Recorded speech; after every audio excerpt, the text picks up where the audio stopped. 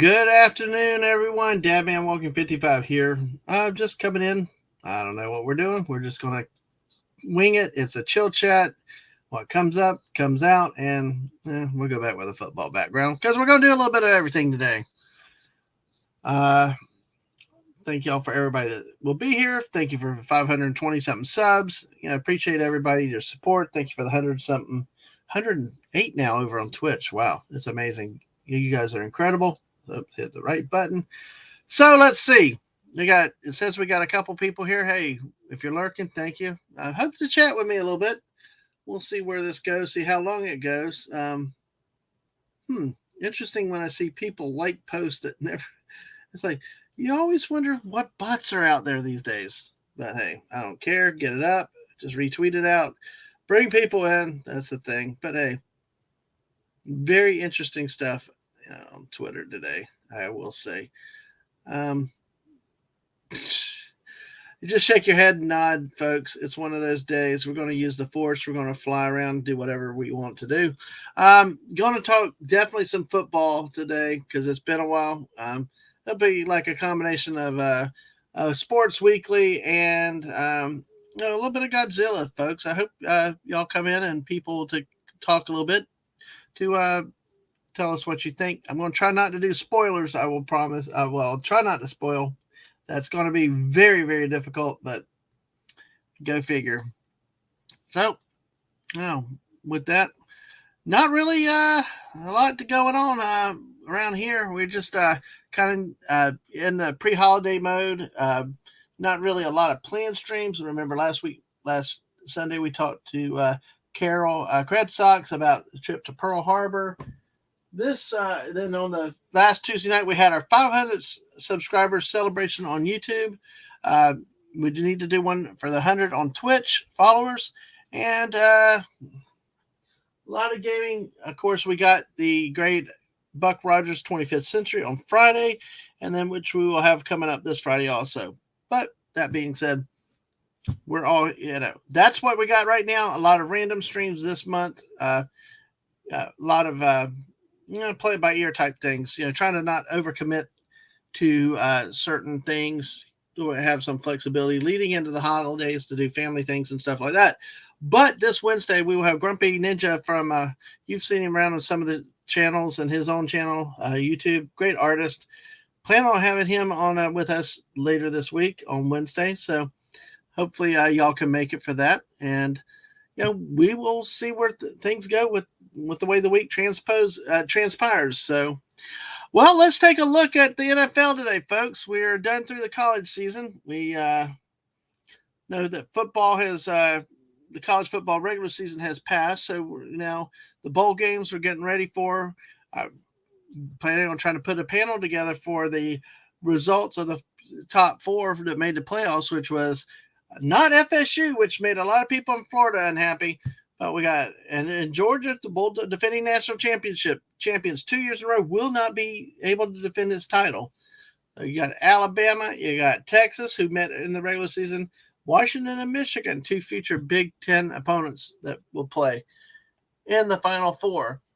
So let's take a look now at the day that is in action so far with the NFL in the early games. Let's see. We're going to pull up a different screen that'll be easier to read than what I was trying to attempt to read. Currently in the ongoing games, the Viking Raiders are tied scoreless in the third quarter. How about that? Your Muslim uncle, if you're around, hey, how about your Raiders? But they're, 0-0 in the third quarter. Don't see that very often in the NFL. The 49ers lead the Seahawks 14-10 in the third quarter. At the halftime, the Bills lead the Chiefs 14-7. The Broncos lead the Chargers 10-0 at halftime. In the early games today, the Buccaneers beat the Falcons 29-25. Falcons mounted a late rally, but the Buccaneers ended up winning. The Bears stunned the Detroit Lions.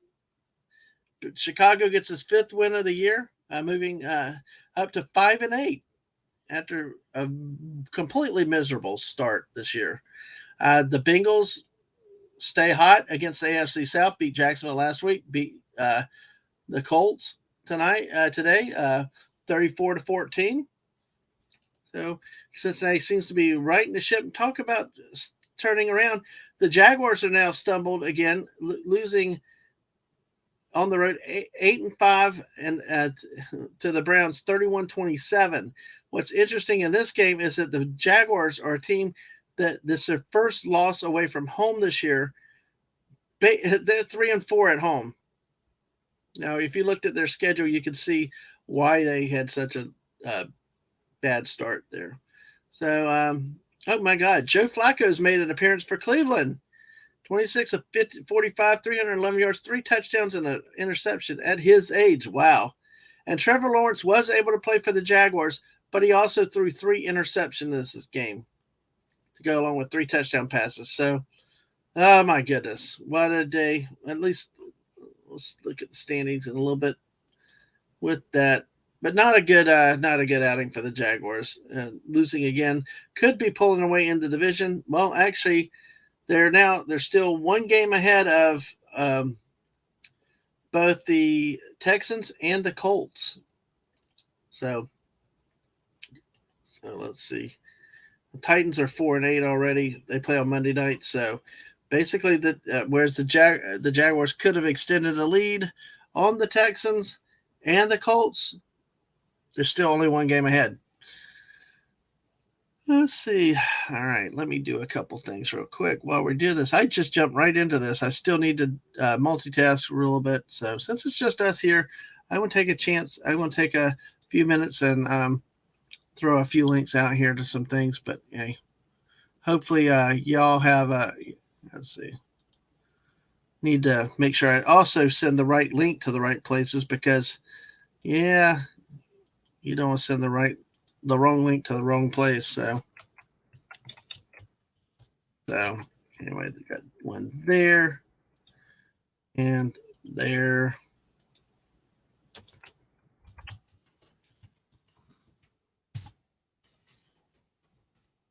Yep. Here we go. All right. So there we got that. Let's see one more link that I'm going to put out. So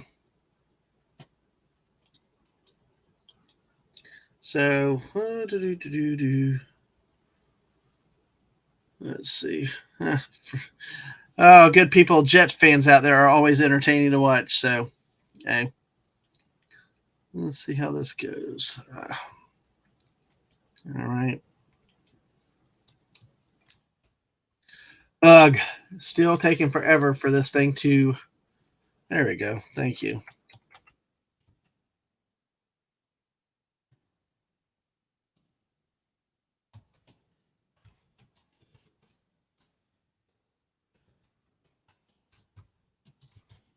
Let's see.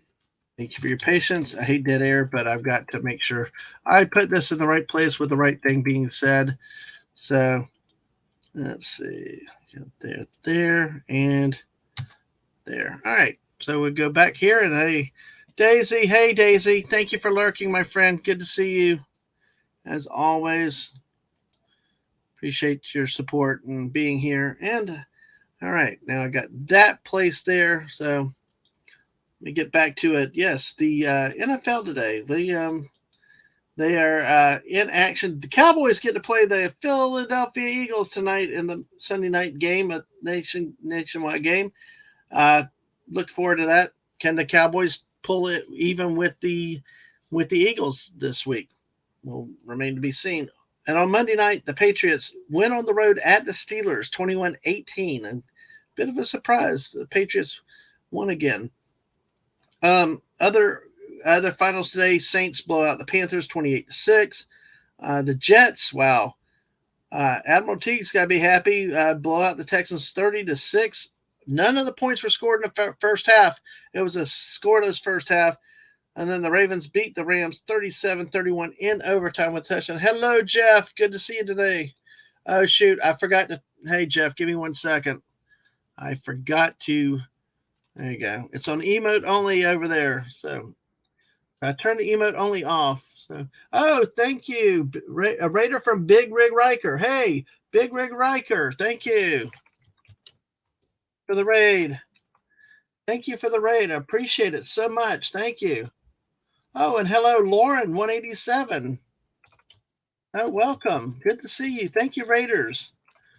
Uh, let's see, Lauren. Okay, there. Thank y'all for coming in. Appreciate that. It's kind of this is one of my chill chats where the topics kind of go in different things. I'm talking a little bit of sports ball at the moment, but I will also talk other things that come up. If there's topics of interest in the chat, I'll kind of address those sometimes. One of the things I kind of wanted to touch on was some initial impressions from the Godzilla movie that I saw. And thank you again, Big Rig Riker, Party of 4. Thank y'all so much for rating in. So, let's see. Let me see where the chats are. Hey, I'm not used to getting rated very often. It was accident. I forgot, Jeff, how that goes. And hello to Laura, and hey, and like I said, support Riker. Big let's pop up chat. All right, there you go. Support Riker, T-shirt artist master. All right, well, looking forward. And like Daisy said, welcome, Raiders. Hey, good to see you. We actually got 4 people over on the Twitch side. Thank you so much, and thank you for the raid.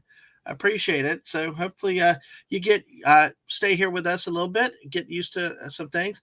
While that is happening, I am actually going to multitask because I want to take this opportunity also, since Alaska Man Jeff is in the middle of the raid, to also let you all you people in the raids that come over know that Alaska Jeff and I are going to be doing another stream coming up real soon, and I want to make sure to bring attention to that real quick. Let's see. I just got to find the right thing. Takes me a second. So, here it is. So we got this. But listen, we're going to talk with Alaska Jeff about the kind of the Atlanta. Ugh, South is on my brain. Alaska winters and Christmas up there. So we hope to have a lot of fun, learn some stuff from Jeff on that. The last time Jeff and I talked about Alaska, we went, I think, over 3 hours. We went a long time, and it was a lot of fun. So out here, I would just show this real quick for Jeff. Hey, make sure. Thank you. Let me bring up and highlight here just so there. Yep. Thank you. All right. We get messages passed along all the time. Dinner. So, okay, Jeff, I believe this is the right time. Mrs. looked it up. It would be 10 p.m. Eastern, which would be 6 p.m. your time. If we're wrong on the times, please let me know and we will edit it. So, but hey, also, Jeff's a great guy to hang out with. Of course, we also have our own resident polar bears around here. He's not here today, but, we got some polar bears around here. And we also have some friends that are wolves, too. So, and they're gray. So, hey, definitely good to see you guys. So, all right, well, let's take a look now at what is going on with the late afternoon games. Get back over there. Let's see, and then I'm going to say some things. So, okay, so we covered the NFL currently. The games that are in progress. Again, Vikings Raiders are scoreless in the third. The Niners lead the Seahawks 14-10 in the third. The Bills Chiefs are still 14-7 at half. Broncos Chargers 10-0 at half. Before we go too much with the football, especially in light of Raiders coming in and stuff, a little bit about the channel is we do a little bit of everything around here. We do we do obviously Fortnite. We do football. Those are two of the things that we do. Primarily, you see my avatar here. It's a combination of Banana from Peely from Fortnite and a football. And my kid made this avatar for me. So that's kind of where the channel got started. However, we branched into that. We are currently running every Friday night Buck Rogers 25th Century a panel discussion every Friday night. We've done some stores on Battlestar Galactica. We've done other movie reviews. Five Nights at Freddy was one we just did. We did Pillage the Village. So check out our site. Our videos are both on Twitch and on YouTube. So let's see. So yeah, I know how that is with we're lurking and multitasking. So I got that. And then here, 10. Going to be fun. -4 hours. Thank you for confirming that. I do appreciate that. So just so that y'all know, I am a channel that we stream on both Twitch and YouTube for the most part. The only things that we only do really YouTube specifically is the gaming side of it. I need to do some games also elsewhere, but we've had a lot of what we do is on the let's see. I'm trying to find a couple things real quick that I need. So, but we do a lot of dual streaming. Our podcasts are on both channels. So, but like I said, let me bring this one up here. This one, that way we can see it here for folks that are new. Like I said, here we are both. Just I want to show this now, but before we lost track, we are here on YouTube on Twitch at DadmanWalking55. Also, the same thing on YouTube.com. So if you have YouTube accounts, subscribe to us over there. It's not like on the Twitch side. The subscription over there is like a follow on Twitch, but it's also at DadmanWalking55. And also, my Twitter account is DadmanWalking55, that specific name. So please follow us there and get to know us. And more of my videos are posted up on playlists and stuff on YouTube. So check it out for a lot of the different type of content we have. Like I said, I see. Also for Christmas this year, I mean, well, since we got 8 people, I just want to say what's coming up. Like I mentioned, Alaska Jeff on the 19th. Daisy Blossom, who's in the chat here, one of my great co-hosts, will actually do a monthly movie review. And we're actually going to talk about Die Hard. Yes, and we moved it up a week to do it before Christmas because we want to hit the age-old question and see what people think about it. Is Die Hard a Christmas movie or not? Well, come with your opinions. We want to hear about it. So also on the next day, on the 21st, we got Squeak and Mouse with a holiday special. It'll be a repeat from a new one from last year, but we'll have a second year in a row doing it. And then, of course, a German Christmas with Masters Maniac Mexico, who's also a Twitch streamer. He's down here. So, and what is not reflected here is that the missus and I have now, we found in cleaning the house yesterday, a gingerbread Millennium Falcon from Star Wars. So now on Saturday, on the 23rd, we're going to have a stream where she puts it together, like her Lego build streams, but it's going to be us talking about her putting the gingerbread together and talking some Star Wars and some other stuff around then. So, hey, make sure you make plans. It's going to be a busy Christmas week, so we're going to have some fun with that. So, all right. So, appreciate that. I'm going to get back to the chat a little bit here. Oops, I hit F11 on the wrong side. And also, if you stay around here enough, there will be plenty of boomerang. So, yeah, Die Hard is definitely a Christmas movie. Ella, we'll hope to see you that night. I have everybody else opinionating and telling me, and I'm sitting here trying to just be quiet. I'm holding my ammo till then. But yeah, I love that. All right. I love that. Hey, a very good case to be made with the Christmas music, the Christmas lights, all that stuff. So, and here comes Admiral Teague. Here's our resident New York Jets fan. Yeah, exactly. Hey, thank you for helping the Jaguars out by beating the Texans. That was, yeah. Yeah, he still thinks that most weeks is a simulation of a Jets game where the Jets do not win, but hey. Well, it depends. I'm actually surprised he did that, Co. So, exactly. Oh, and turn notifications. Yes, exactly, folks. Everybody turn your notifications on, whether it's Twitter or Twitch or YouTube. But I tell you, one thing that happens on the YouTube side, Lauren, is that they don't always work on the YouTube side, or some people find out that the notifications have gotten turned off. So also a great way to follow us is my Twitter feed, DadmanWalking55. I don't think I got a mod right here tonight. So let me if y'all bear with me 1 second, let me bring you'll see that, hey, this is cool. I don't mind this. It puts my speed, my challenge, puts my skills to the test. So, and that's all good. Let me just get here. So here's my follow me on Twitter here. Follow me on Twitter here. And also for you on the Twitch side, here's currently the YouTube link where I'm at. So, all right. That's where we're at. I will also go ahead, and my lovely wife, who does all my stuff for me, who though is not with me today because poor thing is like snowed under, busy as heck, and everything. So let me get her link out real quick. Her YouTube and her Twitch link. So if you can go give her a sub, check her out because she actually does a great morning show. It's a Whoopa Troopa. Hello, Zax. How are y'all doing? I'm having to multitask real quick, and we'll get back onto the topics in just a second. Just bear with me a moment. So that's all funny. But hey, we got rated on the Twitch side tonight. Yay! Thank you guys from the Twitch side.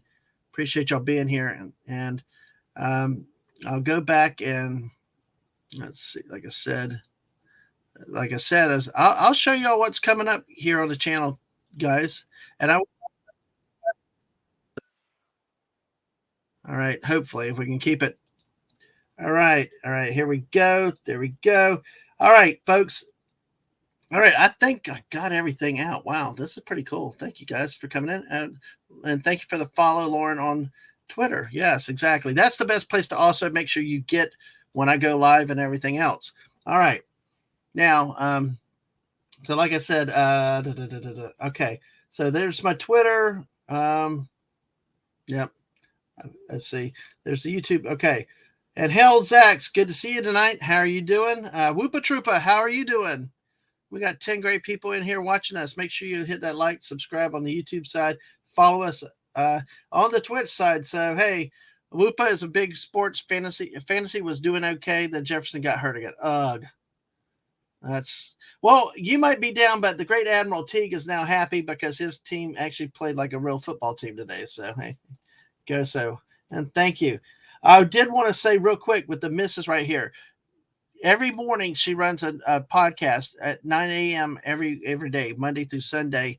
It's morning muses with Mrs. Dadman Walking, and she says it's her daily dose. Come get your daily dose of positivity, and she deals with birthdays, memes, announcements, and stuff. So check her out on the weekdays, 9 a.m.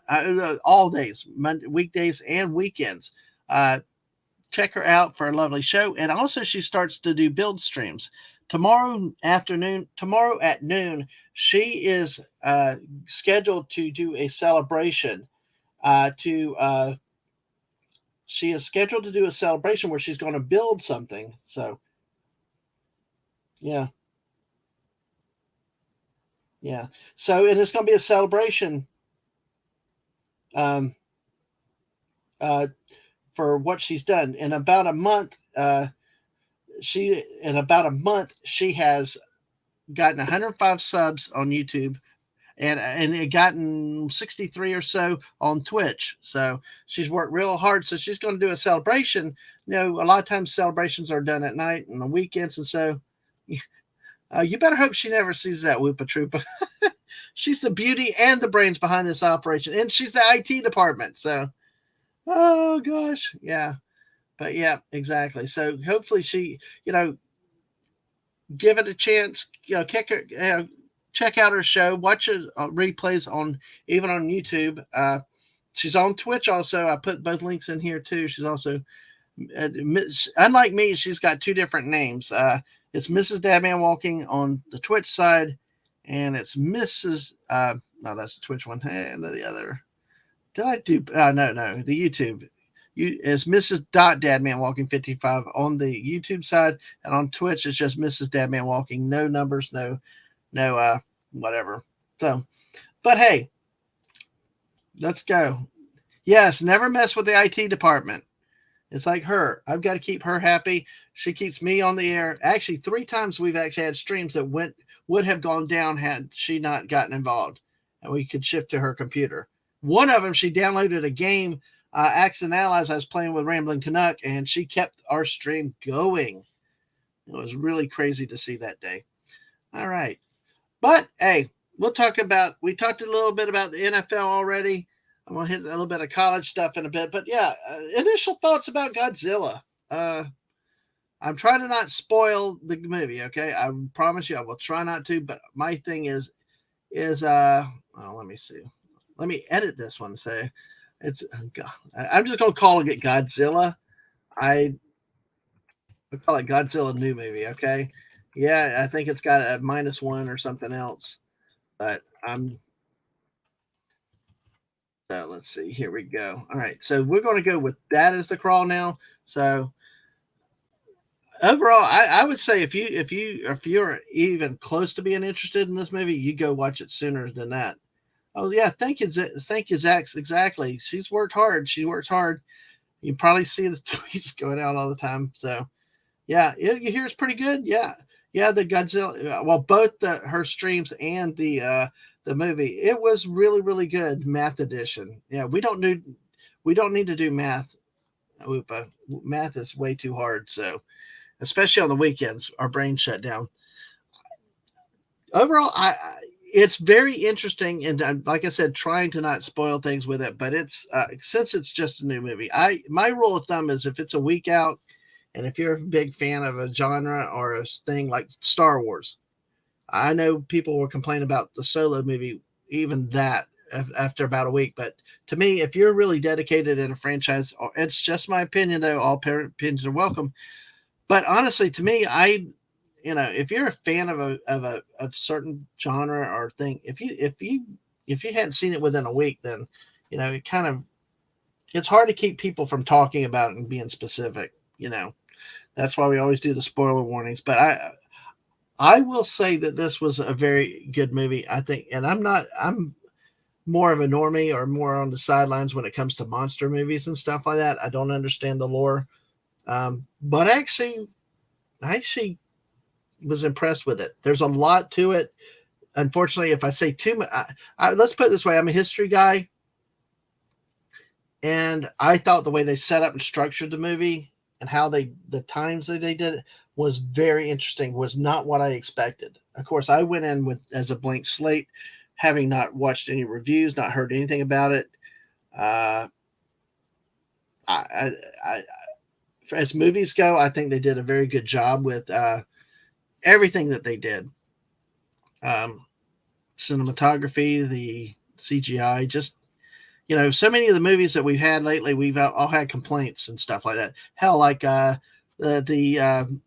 movie, the Ant-Man movie, and that was one that the missus and I tore up because we were like, oh god, horrible. It's just so much bad. Hell, we were even like Cocaine Bear had better CGI than some of them have had. But this one is definitely one you're going to want to see. You wouldn't want to wait too long. And everybody I've heard talk about it has talked about good things. So it's, how do you review a movie without spoiling it? Very difficultly. Normally, a lot of times, the saving grace of a lot of movies is the popcorn and the date with the wife and stuff like that. But this was one that was really, really a good one to see. I will say though, my taste of movies can be all over the place. I was not, I, I was not unhappy with the Marvels movie. I know that might shock some people, but then again, I don't know a lot of the comic lore, a lot of the other things with it. So maybe there are things that could have or should have upset me, but I actually thought it was fairly entertaining as movies go. I thought it was much better than Ant-Man and definitely Flash. Oh boy, that was a humdinger of a movie. So, folks, hey, let's speak of that as a topic we can talk about. What are some of the movies that you don't like? What are some of the biggest flops that you've seen? Because I'm planning on Tuesday night revealing my 5 top Christmas movies. But while we're here today, it gives us something to talk about in this chill chat. Let's just talk about things. What are some of the movies that, especially movies that you had high hope for, that you really had some hype and wanted to be good, but just ended up disappointing you? But I will go back to the positives on this channel. I mentioned Marvels was not a bad movie. I am actually one that was not, had it not been for the director and the actresses, I actually was entertained by Ghostbusters 2016. I did not think it was such a bad movie. So, that was a movie that I did not find so bad. So, it was kind of entertaining how it's kind of weird how that is looking back over history. It's one of those things that that just when you look at it, you're like, what the heck, But again, it's just, to me, it was the sideshow. It was all that off the field stuff that caused it to be a distraction. To cause it to be, to cause it to have issues. It distracted from the movie. I thought some of the role reversals was not bad. It was okay. There's some definitely stereotype things in it, but I was willing to kick the tire on it a little bit. So Zach's coming with a new movie that's coming out, The Holdovers. Oh, a new Christmas movie. Yeah, Paul Giamatti. It's very good. The previews of that have looked very, very good. They really have looked like a good movie, because they're the kids that cannot go home. If like when my kid was at undergrad, there were a set of the international students couldn't go home there, and not just international. There are sometimes students don't get to travel home for the year, for the Christmas. So in this case, as I understand, the basic premise is that there are students that are stuck there. He's the teacher that kind of keeps them out of trouble and keeps them organized and looks after everything while everybody else has a Christmas break. If I'm correct on that, Zach's, let me know, or if there's a change to it, or if I've made it too simple, just let me know. So it's a wonderful, that's a good movie of something. That's one that looks like it has promise coming down the pike. One thing that Mrs. and I like to do when we see trailers, we like to pull the Caesar thing, the Roman Emperor thing, thumbs up, thumbs down, and if it's bad, we will just talk. Okay, good, nope, nailed it. So, hey,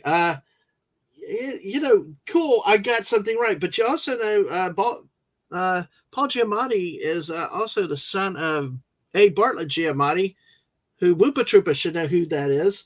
The great commissioner that banned Pete Rose, the baseball commissioner, who did not serve very long. Yeah. So that is something that's never been lost on me. So it's Bart Giamatti did not serve long as the Major League Baseball commissioner, but he's well known and made famous for being the one that suspended Pete Rose, lifetime ban, which is also a major issue in sports. There's a lot of people, Pete Rose defenders, that want him to come out, that want him to be in the Hall of Fame, to recognize the career hits leader, that, for what he did on the field, forget what happened off the field. But that's a raging debate among baseball purists, because you also have the Black Sox scandals from the 1919 World Series, where the allegations were that they took bets and threw the games. Well, actually, there was betting involved, but they didn't throw the games. Actually, some of the players actually had a great playoff, had a great World Series, but because they were involved in the betting allegations, they were brought down too, even though they proved it on the field. So, okay, so it's set in 1970 and a bit of a throwback. Okay, that does make sense now, looking at the costumes in. So, are there any other movies that y'all are waiting to see coming out this season? So, some of the most disappointing movies I've ever seen are like The Village, which we actually did a stream on a long while ago, because we called it Pillage the Village, because you should have seen it coming and it didn't. And also, we talk about, like I mentioned, on the 20th, Daisy and I are going to be talking about let's see, let me see if I got the screen still up over here. Let me see here. Like over here, this is what we got coming this month, folks. Like I said, Alaska Jeff on the 19th. Daisy and I are going to be talking about Die Hard on the 20th. It's one of the raging debates. Is it or is it not a Christmas movie? So, hey, and you can see the other events. We got Squeaka, we got Masters with a German Christmas. So, but yeah, Die Hard is one of those movies that, is it or is it not a Christmas movie? And we hope to have some discussion on that night to see, what do you think? Is it one or is it not? But hey, Squeaka, hey, saw the Ghibli's The Boy and the Heron. Oh, wow. How was that movie?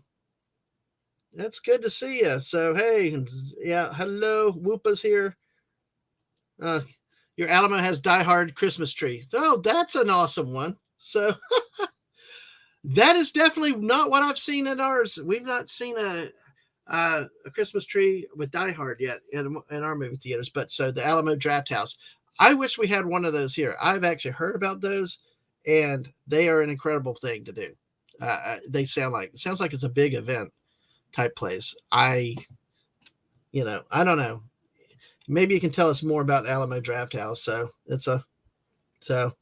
yeah. And you want to see the Ghibli movie and -1. The -1 is the one I'm trying to talk around in circles today. The Godzilla -1. It was like I said, overall, I think try not spoil too much of it. Me as a history guy, the way that they had framed it was really, really made it of interest to me. And I think that they did a good job of setting everything up in a historical context and stuff like that. I think it's a respect back to the old 40s, 50s time period movies. So, oh, that's no problem. Hey, yeah, cook that food. Just don't burn the house down. We don't want any industrial accidents, Whoopa. You just got. Oh, okay. All right. Let me see that. I got to multitask again. Wow. Hey, thanks for practice. So let's see. So, but yeah, let's see. So let me pull that down. Let me just do that. Oh, wow. Oh, that is cool. That is cool. I see what you're saying now. I see what you're saying.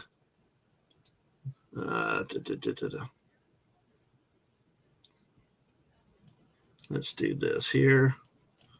Got this. Yeah, this is the best. Let's see. All right. Come on.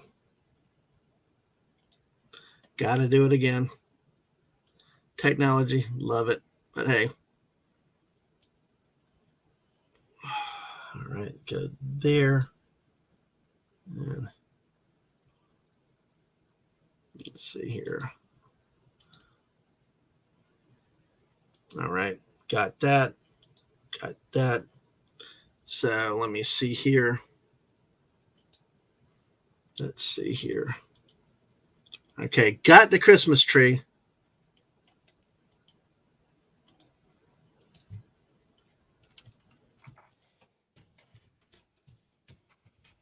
Yep.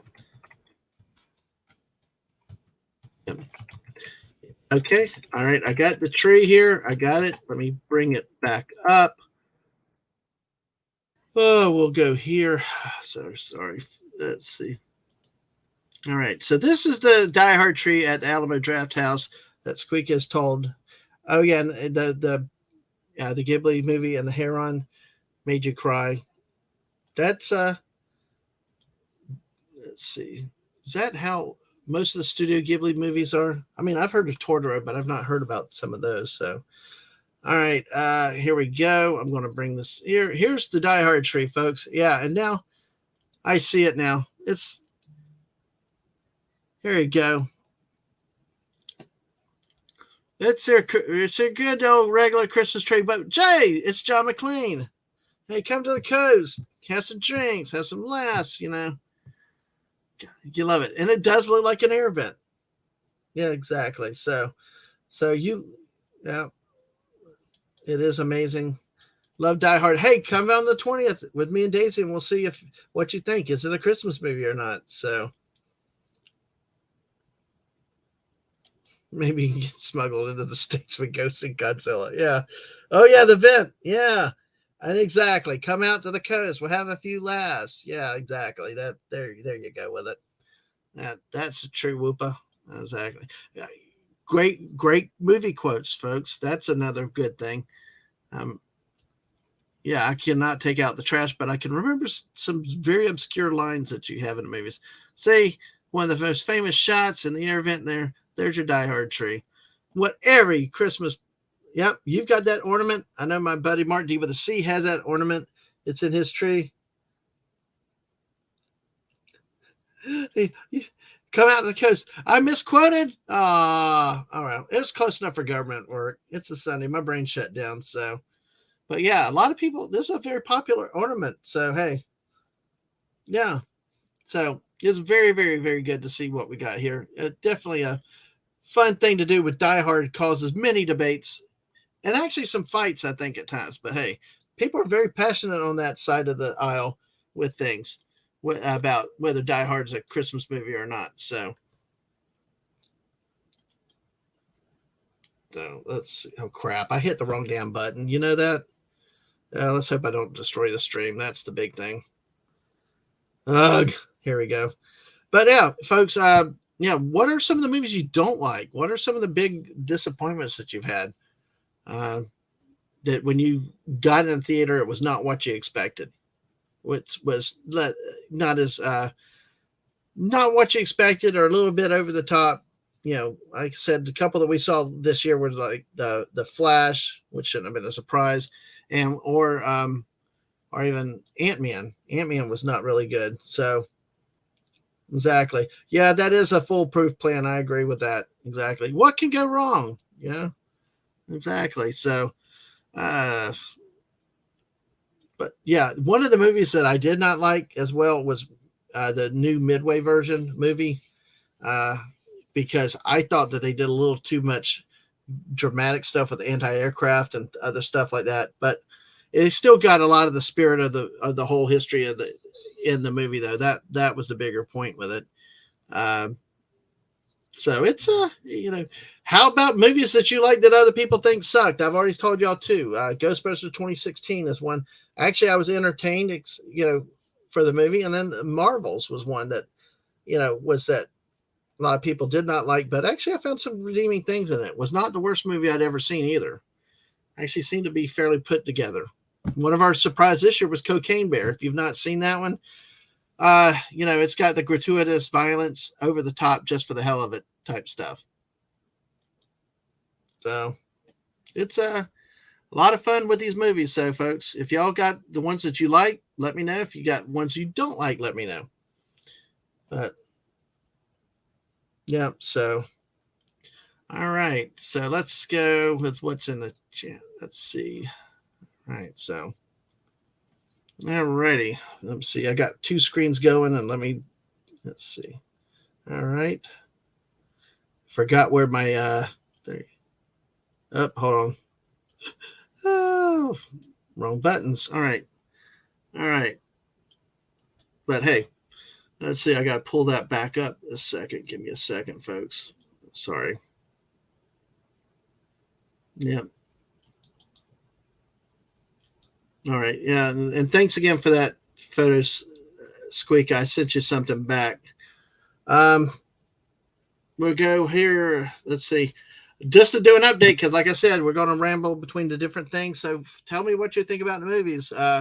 If not, we'll keep moving. But right now in the NFL, we still got no score. Vikings Raiders, no score. The Niners now lead the Seahawks 28-16 in the fourth quarter. About 11 minutes left in the game. The Bills have a lead on the Chiefs in the third quarter, 17-14, and the Broncos pulling away from the Chargers. And Broncos, like the Bears, a team that had a really, really horrible start to the season, have actually seemed to turn their season around. Now they're at 6-6. Might actually become over 500 if they hold on to win this game on the road. And everybody's favorite game is tonight. The Philadelphia Eagles go to visit those amazing Dallas Cowboys. How about them Dallas Cowboys? I say that just for Squeak out there and Whoopa. Hey, go Cowboys. But hey, the Falcons lost to the Buccaneers 29-25 earlier today. The Bears, speaking of another improved team on the back half of the season, move up to 5-8, beating the Lions 28-13. Bengals crushed the Colts 34-14. The Jaguars lose again on the road, this time at the Browns, their first road loss of the year, losing 31-27. The age-old Joe Flacco came out and stuff like that. Exactly. There's something about that. Maybe sometimes a change helps at the quarterback position. No, you don't. Yeah, I know that's. Yeah, I know you're just saying that because I mentioned the Cowboys. But hey, who else gives me hell about the Cowboys than you do, Squeaker?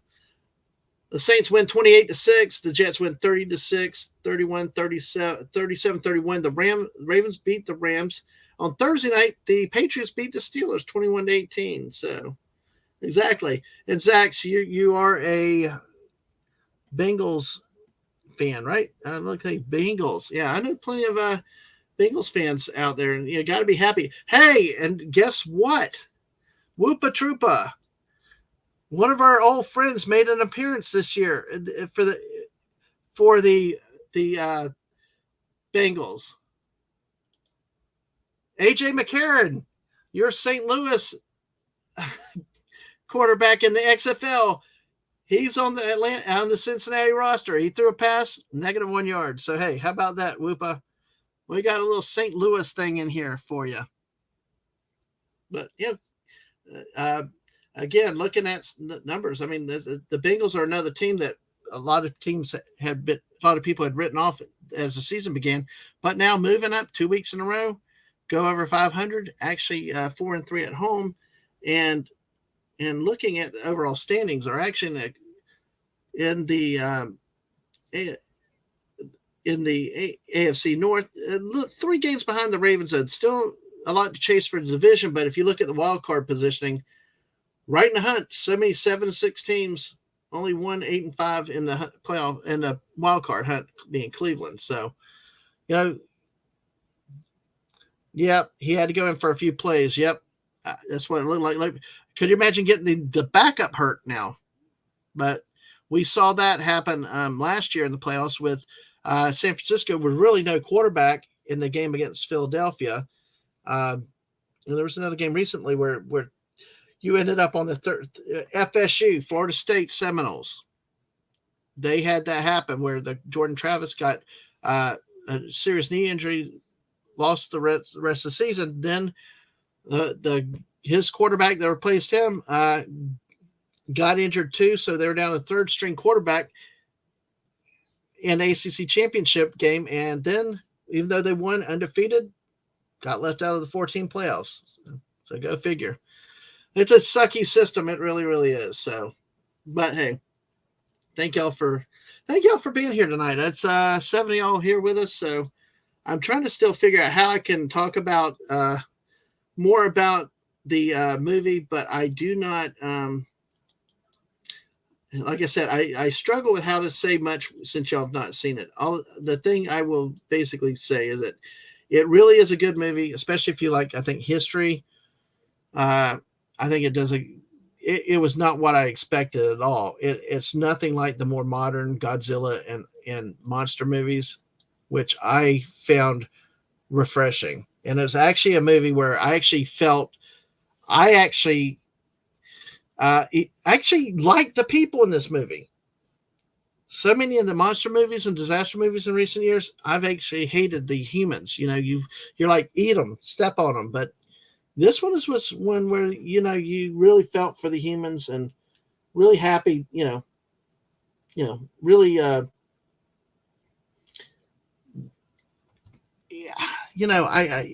it was different. And that was what I found refreshing. It was so different in that people, oh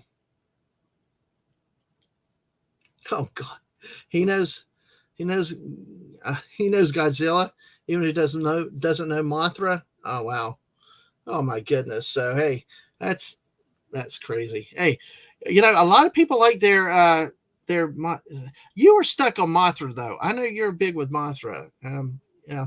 I'm more of a casual fan of both of the Godzilla monsters movie and franchises. So, for me, that's why I think with the Marvels and some of the other stuff, that's why I don't get trapped up on the lore like I would with Star Wars. Star Wars, there's certain absolutes for me that actually go. Like Darth Maul died permanently, no matter what anybody wants to say, and everything else. So it's a crazy, crazy thing. So, I think what I really think with this movie is that there's so much interest to it, but it's actually one of the few movies really recently that actually delivered. So many movies promise so much, but I think this is one that really delivered for everybody. So it's like I said, it's one of those that I feel bad spoiling for people. Yeah, Mothra. Mothra's a big moth. Or did I simplify it too much for that one, Strika?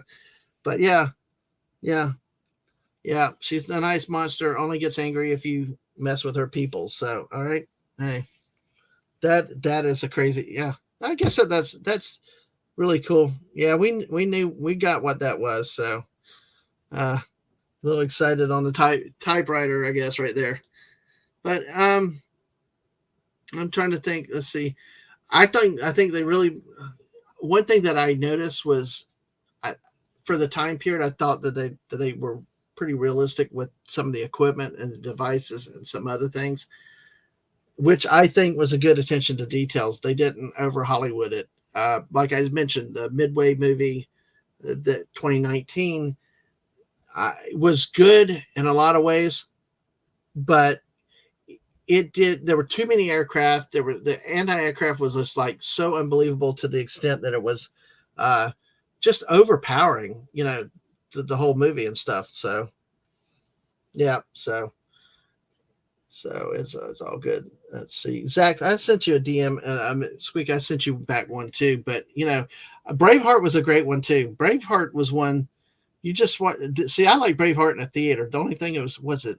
I think running time on Braveheart was like 3 hours, wasn't it? Let me see real quick, because all I remember is it was like a really, really long.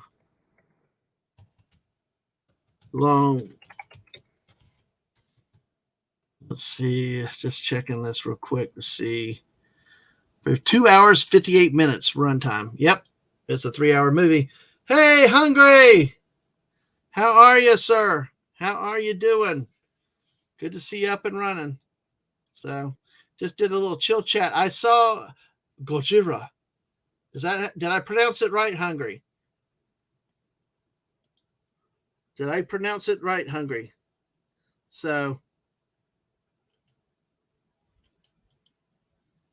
please tell me. Yes. Yes. Yay. Yep. All right. So I sent you something too, Hungry. Hey, but hey, I hope it was definitely worth the price of admission, is what I said today. And it's beyond that. I think it delivered. I think you all like that. Like I said, I'm trying to think. Oh, I nailed the pronunciation. You worked with me for that for days and hours on that for weeks. But hey, you great teacher, great teacher, my friend. Glad to see you up and running today. But I actually went to see it because I'll be over with Mark D with a C tonight at 10 o'clock.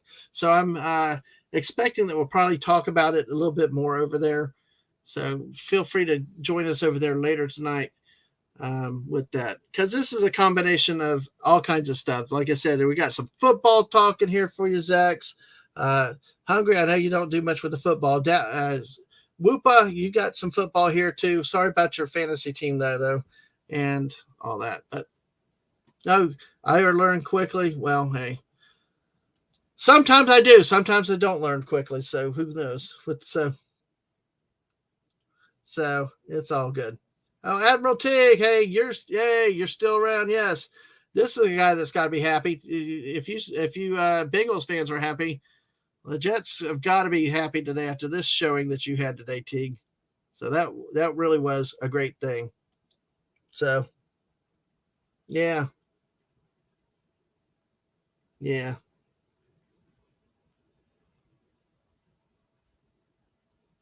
yeah, yeah, exactly.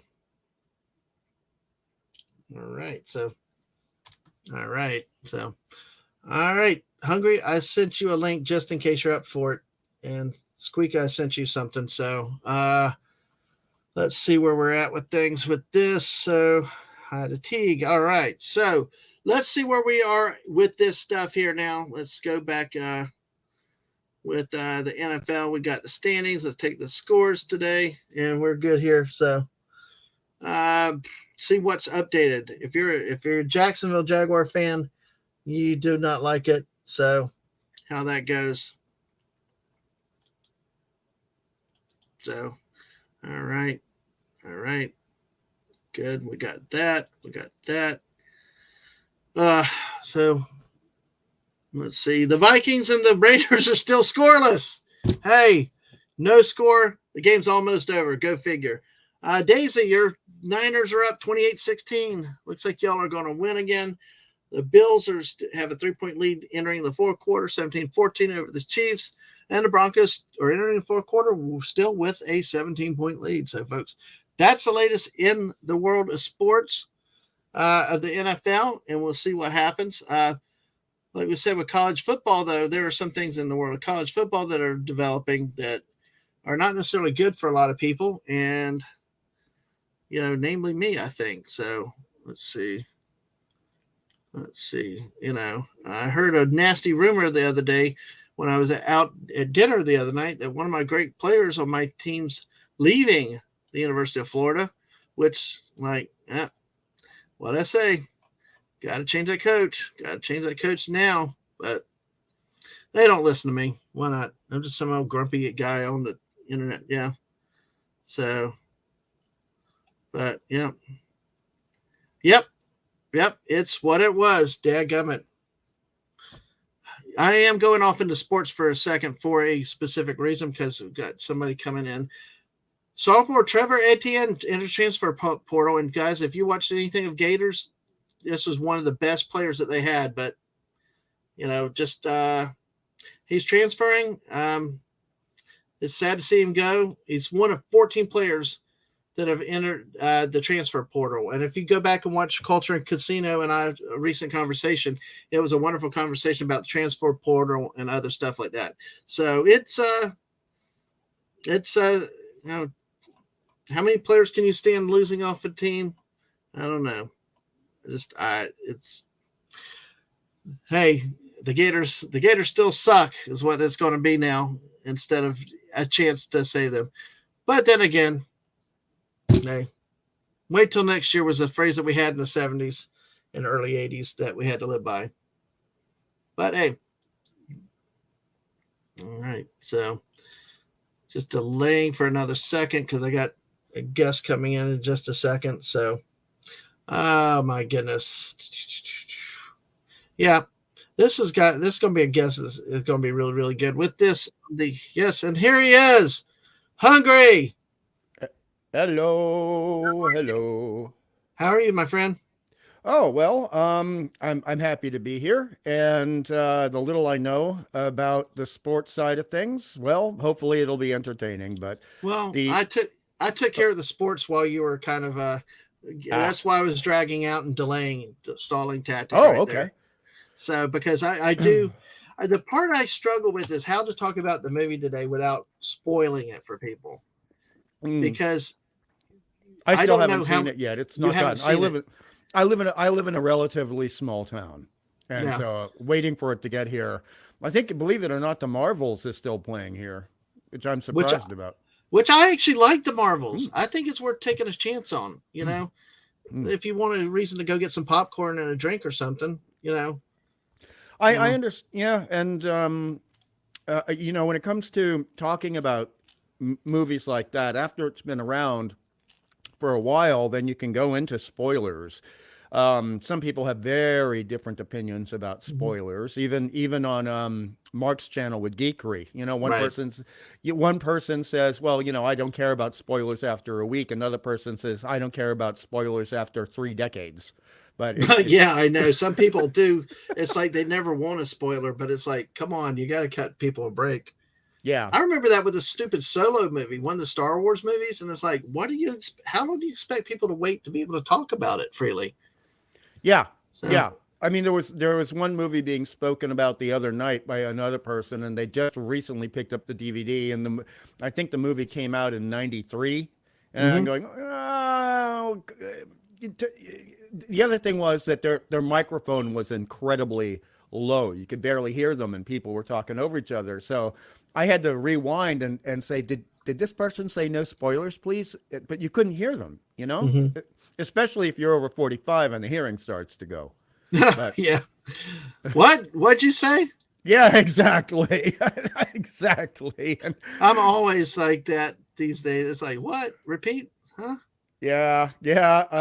And I have to admit that Yeah. I was hoping this wasn't going to happen because my mother started losing a hearing very severely around Hmm. age 69. But she would say, "I'm sorry, you have to turn around and face me, or I can't hear you," because she had Mm. to read lips for half of Yeah. it. That's my mom. My mom is, she's 85, and at least she learned sign language so she can communicate either with hands and she can read lips. The problem is Mm, getting her to understand you when it's not like you're yelling at her. It's that can be a challenge sometimes from her mm, standpoint, especially on the telephone. But mm. but good to see you up and running today. I wasn't sure to see you today or not, but hey, glad you're up. And how you feeling good today? I'm feeling relatively good. I actually got 6.5 hours of sleep, which for normal people, that's like getting 9. Right. Um, Oh, and you rested well then.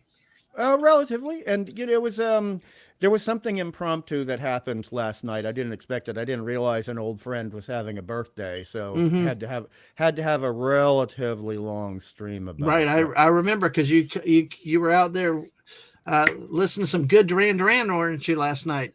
Well, yeah, so it was actually a big day. I was going to do the cat porching thing, Yeah. but then you were being so cute, and I thought he might be joking with me about that Duran Duran B-side, but if he's not, I trust your opinion. I bet I'm going to like the song, and I really liked that song. I Dude, really did. I tell you, I like being with my friends and have my friends around. And even when I bug the hell out of you, it's because I love you guys and I want to talk to you and do stuff with you. I know. And it's like, but and I would not lie to you. I especially take the word "be honest" because I was serious. Because like with Duran Duran, let's talk some '80s music for a little bit. Okay, Uh, great. but like Duran Duran. I mean, I know you probably had Rio, Yes, Girls on Film, yes, New Moon, all the big stuff, yes, and then Ordinary World and all the other stuff later that came later. yeah. To me, Well, it's Duran Duran was about Andy Taylor and have that 70s 80 lead guitar. yes. Because The when they guitar is lost great. that, they started phasing it out at Seven and the Ragged Tiger, which was the third album. Oh And then, God, that album. Ugh. yeah, I know that's where it started with that New Moon on Monday and the Reflex and some of that stuff. At least the Reflex had some good guitar in it. Yes. But it, this, that when Andy Taylor and John Taylor went to be part of with Robert Palmer and another guy for Power Station, they formed Power Yeah. Station. That was a hell of a group. I like that. That's like a rock and roll group. But the problem was that they Zax, you have a good night. You too. Adios, Hey, X. yes, thank you for coming by. Appreciate Well, you hanging out with us. you But bring up a very good point because that was technically this is a term we had in the 70s. You would remember this. You're a little younger than me, but the term super group came about, mhm, and that's when members of other big yes, groups would join together to form a super group. right. And so Power Station, a lot of people don't realize that was actually a super group. Yeah, because Robert Palmer, the vocals, Yes. "Addicted to Love," the women on the video that all looked in the matching dresses and did all the instruments. And the makeup, matching Yeah, makeup exactly. nearly. Simply irresistible. She's so fine. Okay, Yeah, there anyway. was another big hit Power Station had as Yeah. well. I can't remember which Bang one a it gong, was. get it That's on. it. Some like it Yes. hot. Well, Mm. see, I did the T Rex version last night of it because I couldn't find the Power Station instrumental version of it. But they got a Some Like It Hot. So, That was one of my that, favorite songs is the T-Rex version. But the yeah. song itself is so well constructed that Power Station's version was delightful as well. And that I'll tell you in Australia, that got the ladies' butts on the dance floor. Oh, It really? really, oh yeah, the ladies here love that. And they'd get a little nasty before people used to get really nasty on the dance floor. And so that was, yeah, for you, for a, Whoa, hungry. Oh, man. You got worked up already. I'm Coming and firing. Yeah. just having fond memories Oh, I to know. I know. our Cool. youth. That is And, awesome. I mean, that song got people so worked up. There was one chick I asked to dance when it was a slightly gothy song, and she looked at me like I was a dog who had piddled on her shoe. Oh, And then, jeez. and then the Power Station version of T-Rex came on, and for some reason she just walked over to me, took my hand, and dragged me onto the dance floor. And then the song was over, and she wouldn't look at me again for the rest of the night.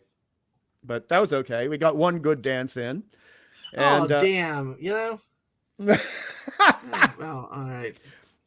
Yeah. Though, let me tell you, she Damn, liked you him. know, She liked him she just looking used like. you for the music. Yeah, I was used, but I didn't mind. I did not mind. That's okay. At least she didn't pull me out for No, the I know. boss. But If she'd damn, pull me out for a Springsteen song, I might have turned her down. how could you dance to some of that crap though? I mean, I was like, that's like Beer. even in Power Station beer. Okay, that makes sense. That makes sense. Enough beer will get everybody to do anything. Well, What's that up? was also back in the days, and this is part of the 80s and the music. This goes with the music.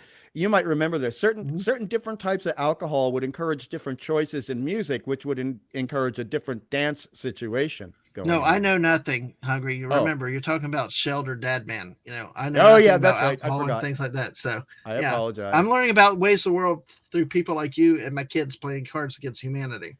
Well, the thing is, we used to sell Bundy and Coke, and Bundy is the Australian version of the name Bundaberg, which is our main sugarcane company.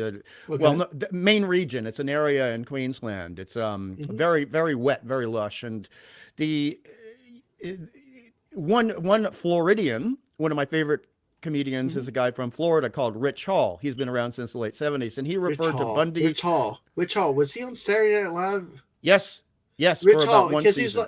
he was like one of the no-name guys, like the actor of the Fact People. That's a great way of putting it. Well, yeah, but they were like, here's our big stars, and well, here's these guys. Okay, gotcha. Yeah. I knew that name. Okay, sorry about that. But he was big as a stand-up comedian at that time. He was one of the first 10 guys, I think, to get a half-hour or hour-long comedy special when those were really, really rare. But he referred to Bundy and Coke as liquid hate in a can, because the sugar content was so high to get people really revved up. But then the sugar plus the you were doubling the sugar. Rum already has a lot of sugar in it. It's basically made from sugar. And then you add the Coca-Cola to it. And remember, this is the 80s when Coca-Cola, you remember the horrific new Coke crap? Oh, yeah. Remember New Coke. I actually got a can around there somewhere just for souvenirs, or it's at my mom's house. Yeah. And I'm sorry we lost Zach. He got out as soon as I got on the mic. I hope I didn't annoy you. He told me that he had a commitment tonight. So Okay, he had a commitment to go, because I was going to see if he wanted to come in. I said another invite or two out, but But here's a question for you, though, with the 80s music, staying on that. So when you met the missus in the 80s, yes? No. Oh, no? No. 95.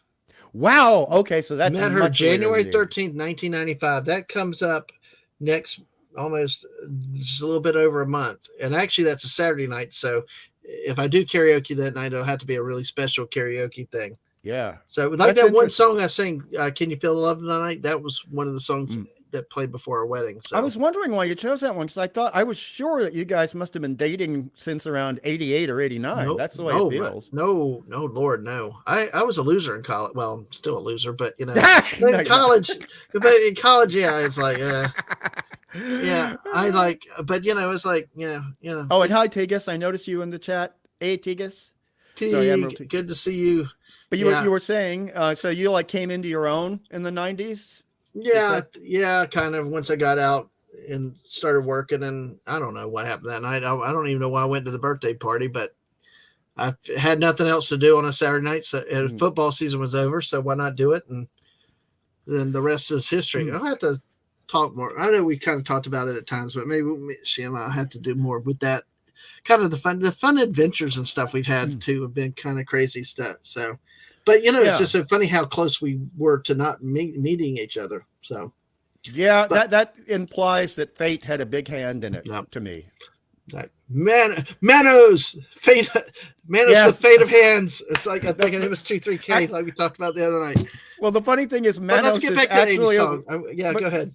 Manos is actually a word for hands, so it's the hands of hands. Mm-hmm. The hands, yes, I know, of hands of fate. Yes, but it makes me want to ask you about that's why MS23K said. Well, that's why it says MS23K. Just sometimes I'll sit back and just relax. It's just a movie. Yeah. Yes, Yeah. precisely. So I get the impression that you might have been a little bit shy in your late teens. So did you have to be 18 years old to get into a dance club or 21? Because the drinking age is generally 21 in the United States when you were younger.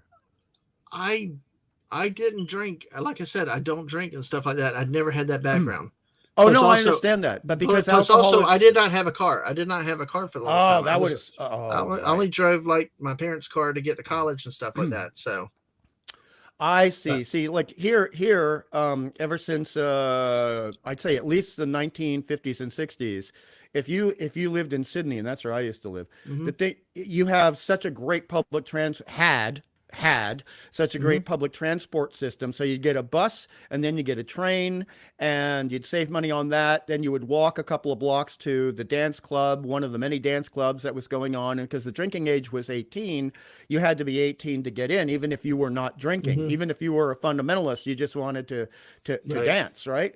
hmm And that's why I was asking you, because you don't have to drink to go into a club, but you have to be old as whatever the drinking serving age is, legally speaking. You're not hmm legally supposed to be in that club if alcohol is being served, if you're under 21, if it's a 21 drinking age. So I was just thinking, what kind of music were you dancing to when you were in the late teens? But I'm getting the impression you weren't doing that much dancing in The your late only teens. times was a few times at school, like when you had the Ah, school dances, things like that. The proms, that type of stuff.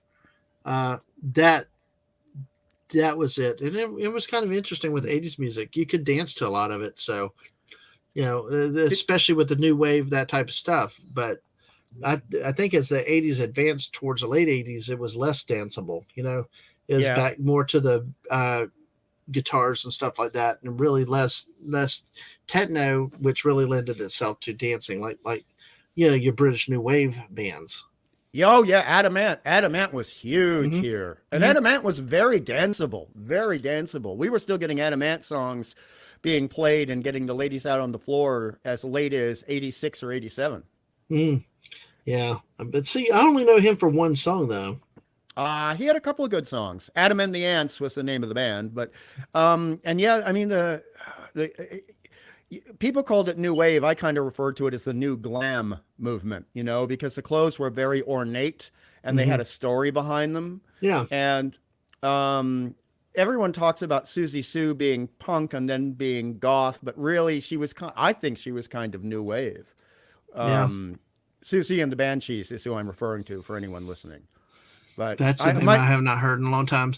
Well, see, yeah, well, see, unfortunately, I was too stocky for the parachute pants and that type of stuff. So whenever it never really, yeah, they never took off well. They didn't look good on me like they did some of the other people. So I've I always wore been them. that. I've always been like the mutt, things. Oh, So it's like never quite fitting into any type of category or group or something like that. So, but yeah, but with the music and stuff, I view the early '80s, the mid '80s, the stuff you could dance to, and then later '70s, that later '80s, a little less danceable, a little more you know instrumental type stuff.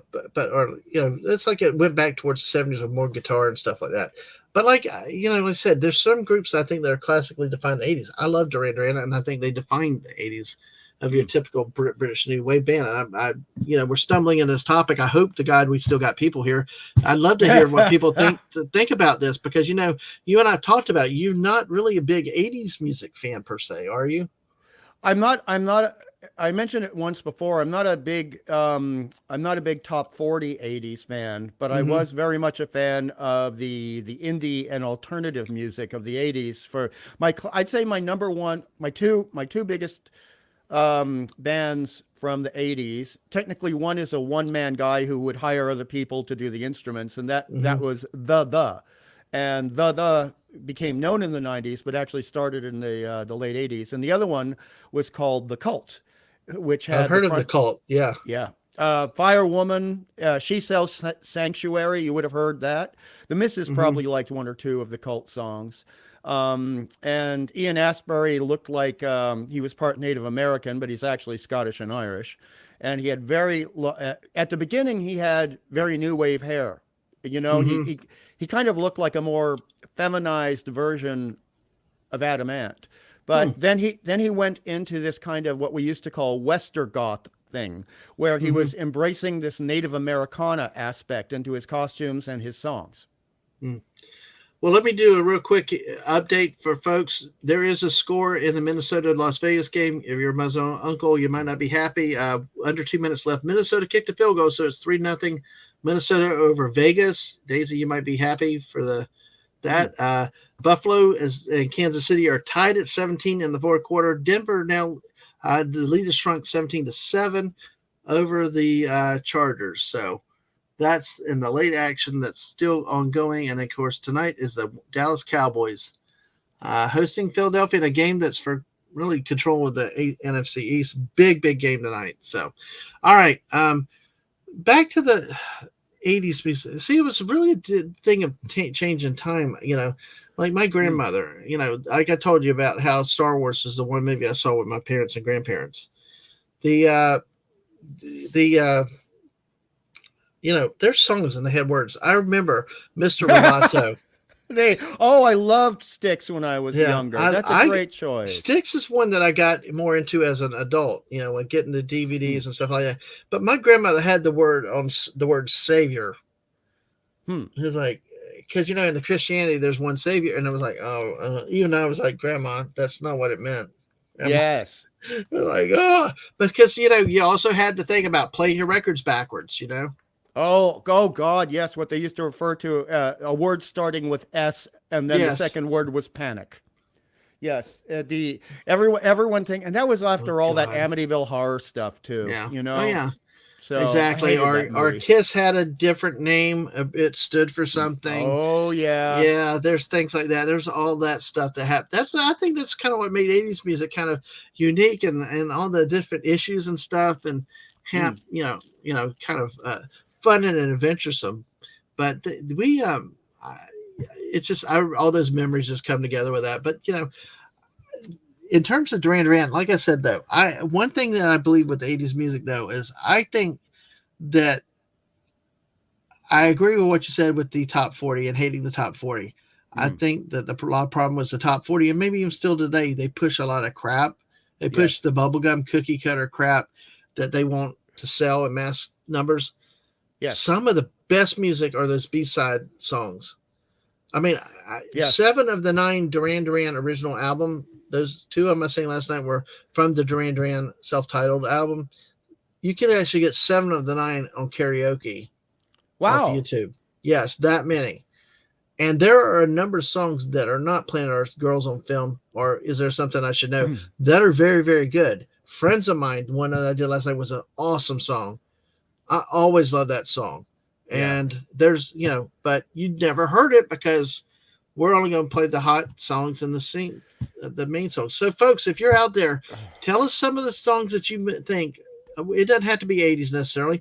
Let us know some of the songs that y'all like that you didn't think got airplay. I mean, that might have been on an album or CD, but never got that general radio play. So, Well, one of them, another thing that you'll probably remember is that the length of the song in the '80s, because the commercials on Top 40 Radio were making so much money for people, they wanted to have a song that was at most 3.5 minutes long. mm-hmm. And so that you could put things on high rotation and you could have a variety of songs, but you were getting teeny boppers, to use an old term, to be listening and hearing all of these ads, Mm, all of these commercials, and also product placement. There was a lot of product placement, and there was the term that other mm-hmm. people have been using called payola, where people could pay extra money to have their songs on higher rotation on the Yep. radio station. So there were a lot of songs that didn't get play. Number one, because they were considered too weird for the teeny boppers, even if they weren't. And number two, they were just too long. They were too long. And a lot of those songs were the ones that I really liked by and I had to go to alternative stations to listen to songs by The Cult. Mm-hmm. And also, there are some longer songs by Susie and the Banshee. She has a song, um, that has two meanings. You can look at it as referring to a person with the name Israel or the country. The song can be interpreted both ways. You did not hear that on a top 40 station ever, ever. So, yeah. and let's Yeah, hope no. that we have a couple of people. I think we still got what, 5 people listening? It looks like we got 5 and one on the Twitch. We got one on the Twitch. We actually got a Twitch raid tonight, so Yeah. we got several other people that came in on the Twitch side. Wonderful news over there with that. So, I mean, for the sake of the channel, it seems everyone bailed out just when we switched from about to be talking either football or Gojira. Do we want to switch back or just conclude the topic, or what do you want to do? We can stay on the topic. We went with wherewith. Oh, we got another follow tonight. Lauren, good. I think it was from Lauren. We're 109 on the Twitch side. Hey, and so, but you know what? I don't know. I thought people would like to talk music, so we can get back to Gojira, and if you would like to, because but the thing is, it makes it hard is trying to not spoil it for people that may want to see it. I'm happy to talk about the music if you want to. I can keep going with that. Well, the only thing I will go back with the movie is I think they set it up in a period piece, which I think a history guy like me really got into.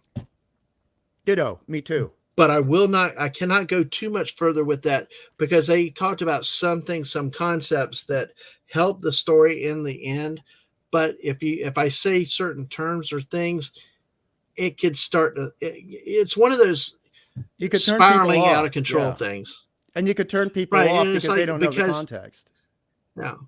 Right. Sorry. Well, or that they hear the word and they know what it is, and they associate, and then they start prejudging things, and that's the hardest part.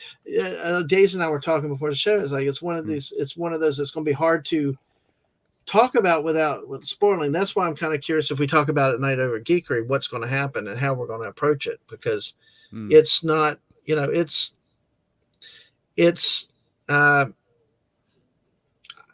I had to trust the others' judgment. All I know is that I say, go watch it. If you like it or anything, watch it in the theater. It's worth it in the theater.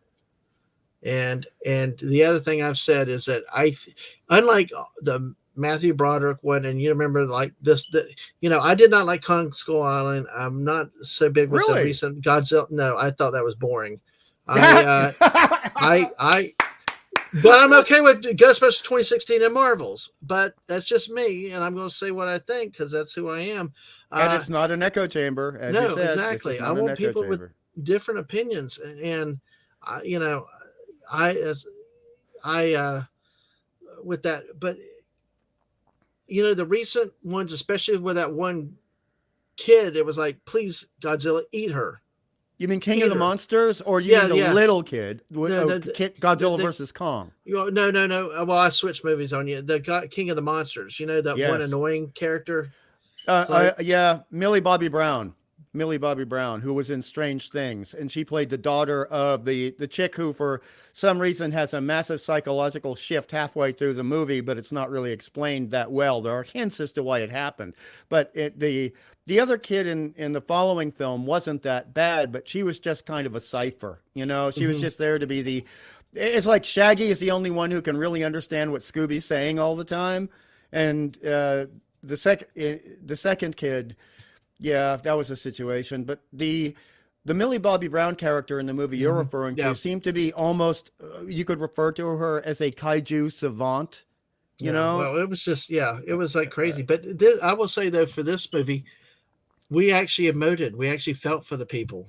I mean, the characters, the humans, which has been missing in a lot of the monster movies, I think, lately. Oh, yes, 100%. All right, Teague, we'll see you later. But yeah, I found that refreshing. So that's why I'm trying to stay on big general concepts like that, is to avoid the particulars. But I tell you, I did feel like it was an old throwback movie. That's what I want to hear. That's going to make me want to see it even more. And I like having historical things underpinning a plot. Go ahead. I'm curious after you, I know Squeaka, Zax have said they want to watch it. I'm curious to see when y'all have seen it, what you think. Because I think there's a lot of stuff that like I think they tied the music in. I think they did a lot of little things that I think throw back to the original days, but I'm not sure because I've not watched a lot of those.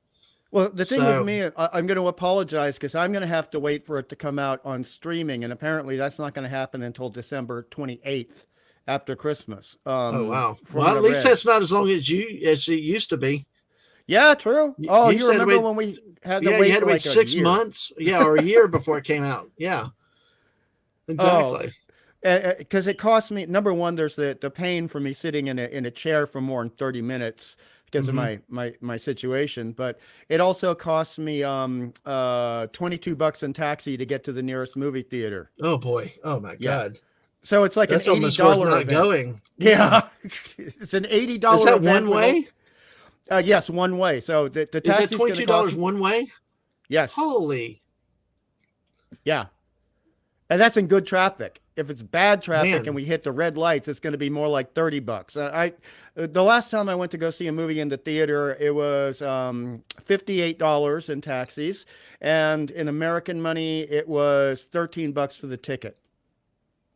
So it was. No, ours was $9 and we got a free ticket Mm, because we're part of a movie club. We paid like $10 a month, and each month it gets a free ticket and discount on snacks. So, mm.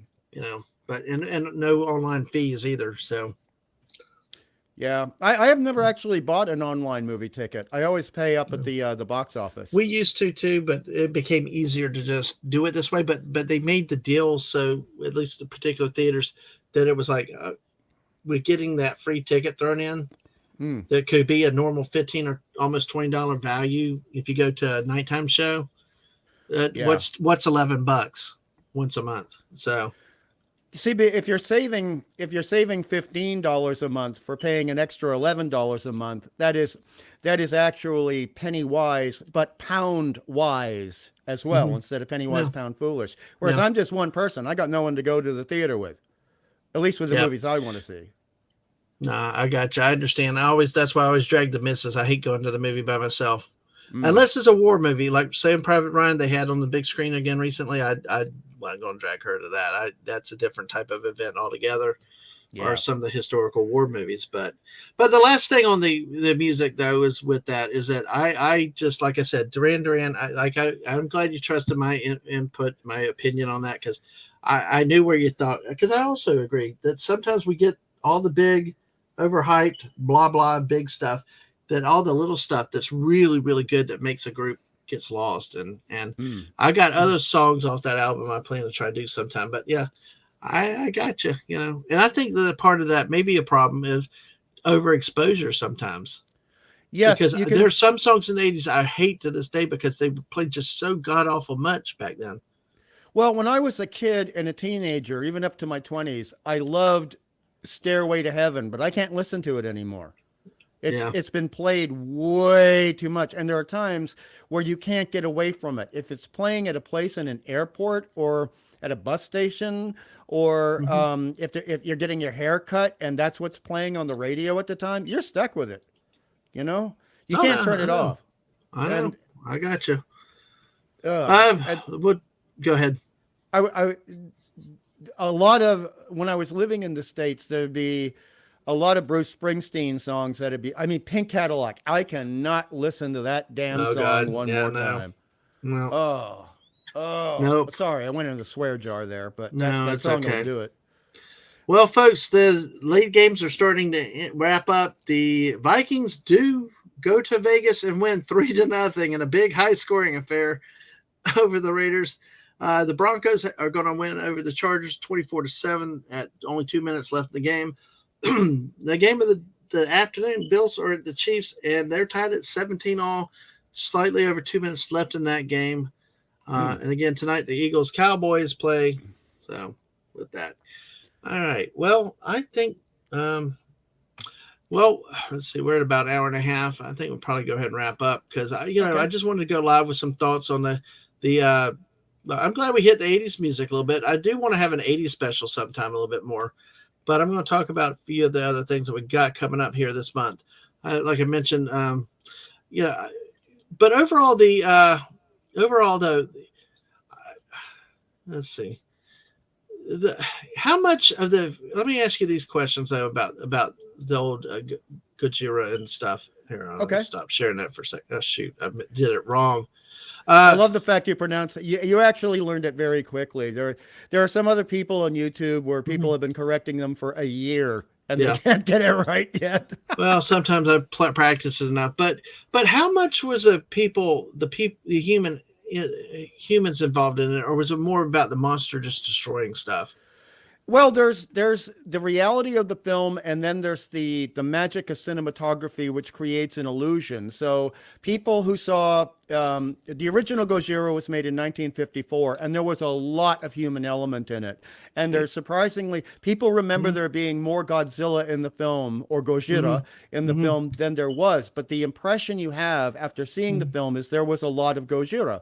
Right. But there was a ton of human development, and you had a doctor who had been working for the government, Right. and that was a relatively new concept back then in 1954. I do want to ask Yeah. I do want to ask another question, but let me say hey to Wes Cagle. Good to see you. See, I wish Squeaker. I don't know if she's still lurking, but she had mentioned Mothra earlier. Yeah, You know? Mothra was huge. Mothra was the second most popular character after Godzilla, created by Toho. Second highest. Yeah, I know, because I'd like to get y'all talking. I don't know much about Mothra and some of the others, but I mean, if you're still around, Squeaka, but yeah, Mothra is good. I mean, because then I compared to what they tried to do with the recent movies where I did say hi to Wes Cagle. Hopefully I said hi enough to you, Wes Cagle. Good to see you tonight. I got a question in my mind that I'm trying to develop, but the recent ones were basically bringing like different monsters in, and then they all kind of work together, like King of the Monsters. They had a thing where they all fought the Hydra guy. That type of stuff. I can tell you exactly where that starts. What year? What film? Okay. I am the Gojira kaiju and other Japanese monster movie guy. This is the type of stuff I wanted to talk a little bit, and I'm glad you're on today because this is the stuff I wanted to kind of ask a little bit about without spoiling the new movie. Okay, so the first time the monsters work together instead of fighting each other. First, they start out fighting each other a little bit at the beginning, but then the film is called Ghidorah or Ghidorah.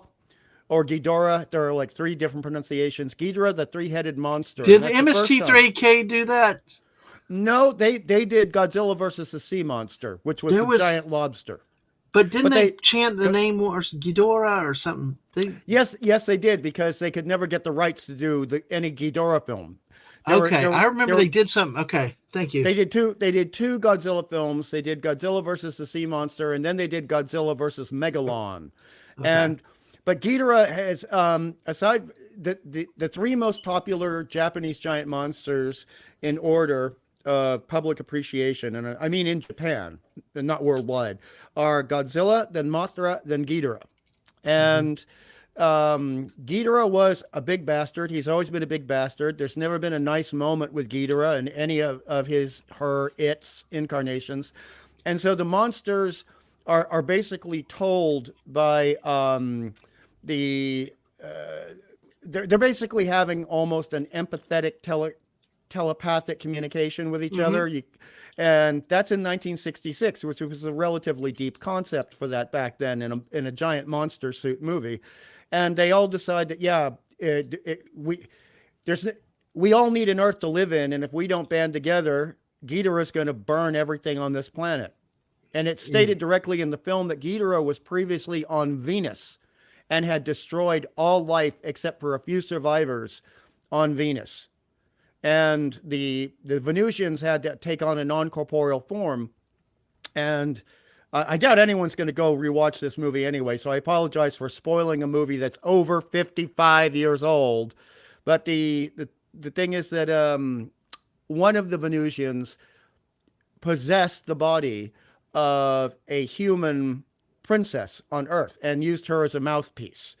And that was the way that things could be explained in a gentle, direct way, in a mysterious way to the audience. And then Yeah, the monsters team up, and it wasn't the first monster battle in Toho history. That was, believe it or not, the second Godzilla film in the 1950s, made 2 or 3 years after, released, I should say, about 2 years after the first Godzilla film.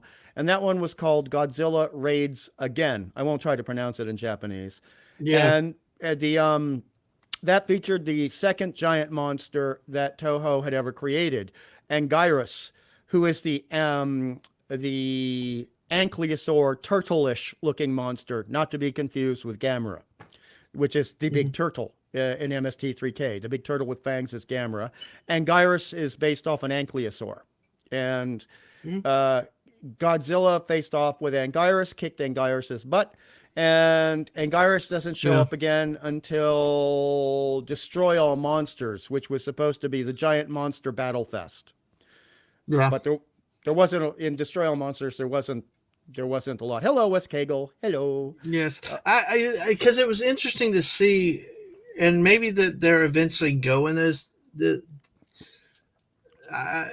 direction, yeah, go in that direction. They go in that direction. But see, I think that they've got it where they can, because this was only a movie about one monster this time. Yes. I think everybody That's knows good. that. Okay. They didn't come out like I think some of the recent ones was coming in throwing out all these other like Kong Skull Island. You still had the super jacked Too many up monsters. Yeah, Too many monsters. Yeah, they were not the Titan monsters, but they were still enough to be threats on the island and things. It was not just focused on one monster surviving. And then you got Kong, Godzilla, and they all had multiple villains and stuff like that. Other bad guys. This one focused on one, but that's how Toho would generally do it. So Godzilla, when he's introduced, it's just him.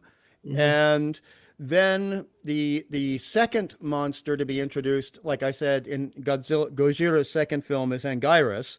And then they came out with Rodan, the giant pterodactyl, which you would remember from Godzilla King of the Monsters. Yeah. And the one who comes out of the volcano.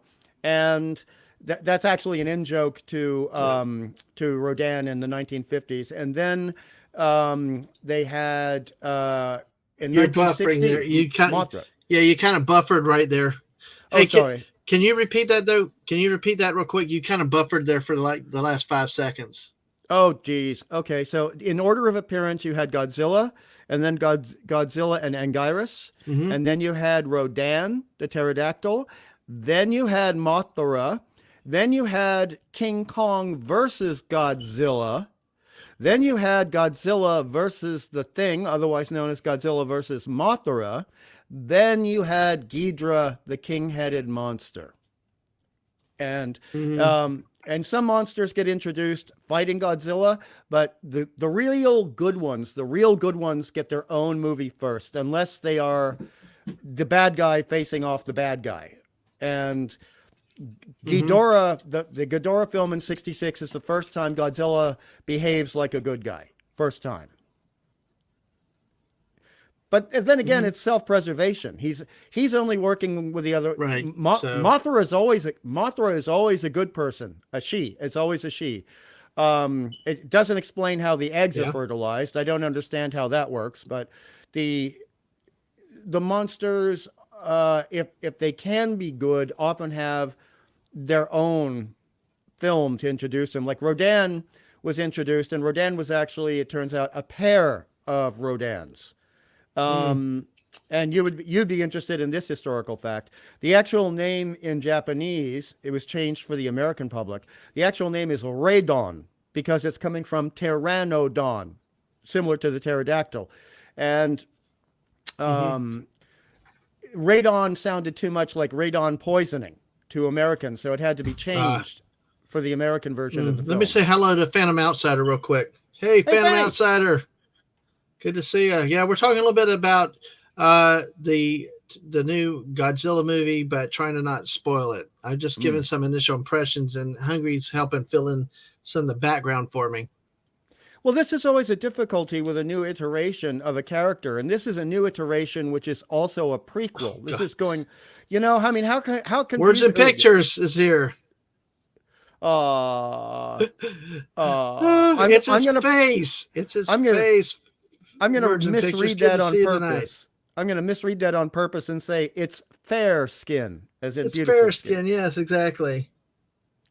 Like the Bride of Frankenstein, you know? Elsa Lancaster was still good looking in Bride of Frankenstein. So actually, Mothra identifies as Thing according to the princesses. Mothra, the mighty Thing, is. That's funny. Yeah, I think that might be the American version. Go ahead. Yeah. You're having some issues, I think, but. Oh, in terms of the audio, I think you're having a few pinging issues. It's like you're becoming. Yeah, it's becoming max headroom a little bit, but it's okay. We're going to work through it because we'll probably go a little bit longer. It's all good. Okay. The Bills have taken the lead over the Chiefs, folks. So if you don't like the Chiefs, the Bills have actually taken a field goal lead with about 1:54 left in the game. So, you know, it might have actually been fate that I'm getting Hungry, pinged. it's like, because you help me kind of understand the context, and I'm trying to speak in code, okay? Yes. Are you with me still? Because can you hear me? I sensed a lot of, I can hear you. I just want to make sure that when you get quiet that you've heard me. But I think you're going to be pleasantly surprised and pleased because, like I said, about how I look at things from a historical context. There was one spot, and I'm going to take a personal privilege to take this, but I'm not going to be too specific with it. They got a little, okay. In this one, they generally stayed out of politics, but they made some very political statements in some regard. But I'm going to not specify because I want the viewer to watch it and find out what they think and what those are on their own. They might not be your typical things that you always think. So, but with the original kaiju movies and stuff like that, did they have elements of politics in them? I mean, obviously, to me, the nuclear war, the whole thing, all that was probably part of it. But did they have any type of the politics embedded in the background, or is the background of the story? In the American version, the Americanized version of the first Gojira film, which was Godzilla King of the Monsters, some of those were taken out. But in the Japanese version, when you see accurate subtitles, there are those elements in there very much. And sometimes they're subtextual, meaning you are seeing something that gives your subconscious mind the understanding without a direct line of script talking about it. You know, on the nose dialogue, they refer to it as in the screenwriting industry. There's not a lot of on the nose dialogue in the original 1954 Gojira. There's only a little bit of economic politics, so to speak, in the second Godzilla film. But when you get into, a lot of times the Japanese will make them poetic. So there are some political statements in some of the later films, but you don't realize they're political statements until you think about it afterwards. Okay. All right. I just was curious because, like I said, I'm trying to not spoil things because I was a little taken off guard. I mean, and like I said, I'm not going to spoil them, and they may not be what you normally think and all these things, but it was interesting, and I was wondering how they used to do versus this. You could almost say in this case they were a little heavy-handed a little bit, but the fact that it was even there kind of is what I wanted to know about. And well, I can't really spoil the 54 film, so go ahead. Yeah, I haven't. Well, I mean, what I'm saying is it's kind of impossible because it's from 1954. But the thing is that in the first film, the mad scientist, he's actually kind of a secondary Japanese Oppenheimer in the first film, and it is his scientific work that he's hiding because he was working on something for the government, and then he decided he could not release this invention because it could technically, if misused, it could destroy all life on the planet. And that concept was not old back in 1954. It was not old. But then he thought he could use it in a modified way to destroy Godzilla because if their portion of the planet would be gone anyway. That's implied, but not directly spoken. So if Godzilla destroys all of Japan, not just Tokyo, then what's he saving it up for? Why is he not using that weapon? And No. he has to be convinced. He does not want to do it. He does not want to do it at all. And they have this beautiful, cheap, but very visually effective manner of showing what it's referred to as the oxygen destroyer. Now imagine in a 200-mile area if all oxygen suddenly was gone. Imagine wow. how devastating that would be. It's funny that you said at Phantom Out started saying the original film, the creator of the oxygen destroyers used against Godzilla. He personally deploys it and takes how he made it with him. So yes, because he's the only one who knows how to use it, and he's not willing to have anyone else die because of his invention. It's actually very deep. It's both metaphysical but political at the same time. That's a political stand, saying, okay, I could give it to the army to use, but I don't. He doesn't want them getting their hands on it. You know, he's kind of the opposite Oppenheimer. Okay. This give me an idea that probably we will need to have a big stream on Godzilla and this stuff later after you've had a chance to see the movie. Yeah. I would love to. We have Daisy Blossom in with that. It'd be a fascinating discussion. So if Daisy had a headset, she might have been with us today, but Oh, well, the thing about but he also said he also burned all his notes and research. Excellent point. Some Fanti will always go for the spoiler before I will, but again, to back up Fanti, it's a 1954 movie. It's on archive.org. And I'm talking about the original the Toho version with a proper Japanese subtitle, so you know exactly what the characters were supposed to say, versus the Americanized version with Raymond Burr, otherwise known as Perry Mason. They added him to make it more appealing to an American audience, but he did a very good job. But Raymond Burr never took a role with less seriousness than he took on any other role. And he was in some cheesy films, but he treated all of them as seriously as he treated his job in Perry Mason. He treated his job as a journalist in the Americanized Godzilla very seriously, and I appreciate that about him. Yep. Phantom Outsider also came in saying that Gamera was a worded theme song. This is what we're talking about. Gamera, theme song done by MST3K. That's what it was. So Gamera is really neat. Gamera is made of meat. Da da da da. Gamera. Yeah, I remember. Yeah. Like the only thing that made no sense when he did the test in the tank, all the fish turned to skeletons to prior to oxygen doesn't make you a skeleton. Poetic license, Japanese poetic license, Fanti. It's poetic license, but yes, that bugged me as a kid too. That did bug me as a kid, but yeah. So basically, I guess, was it just the American nuclear test that kind of stirred him up? Supposedly.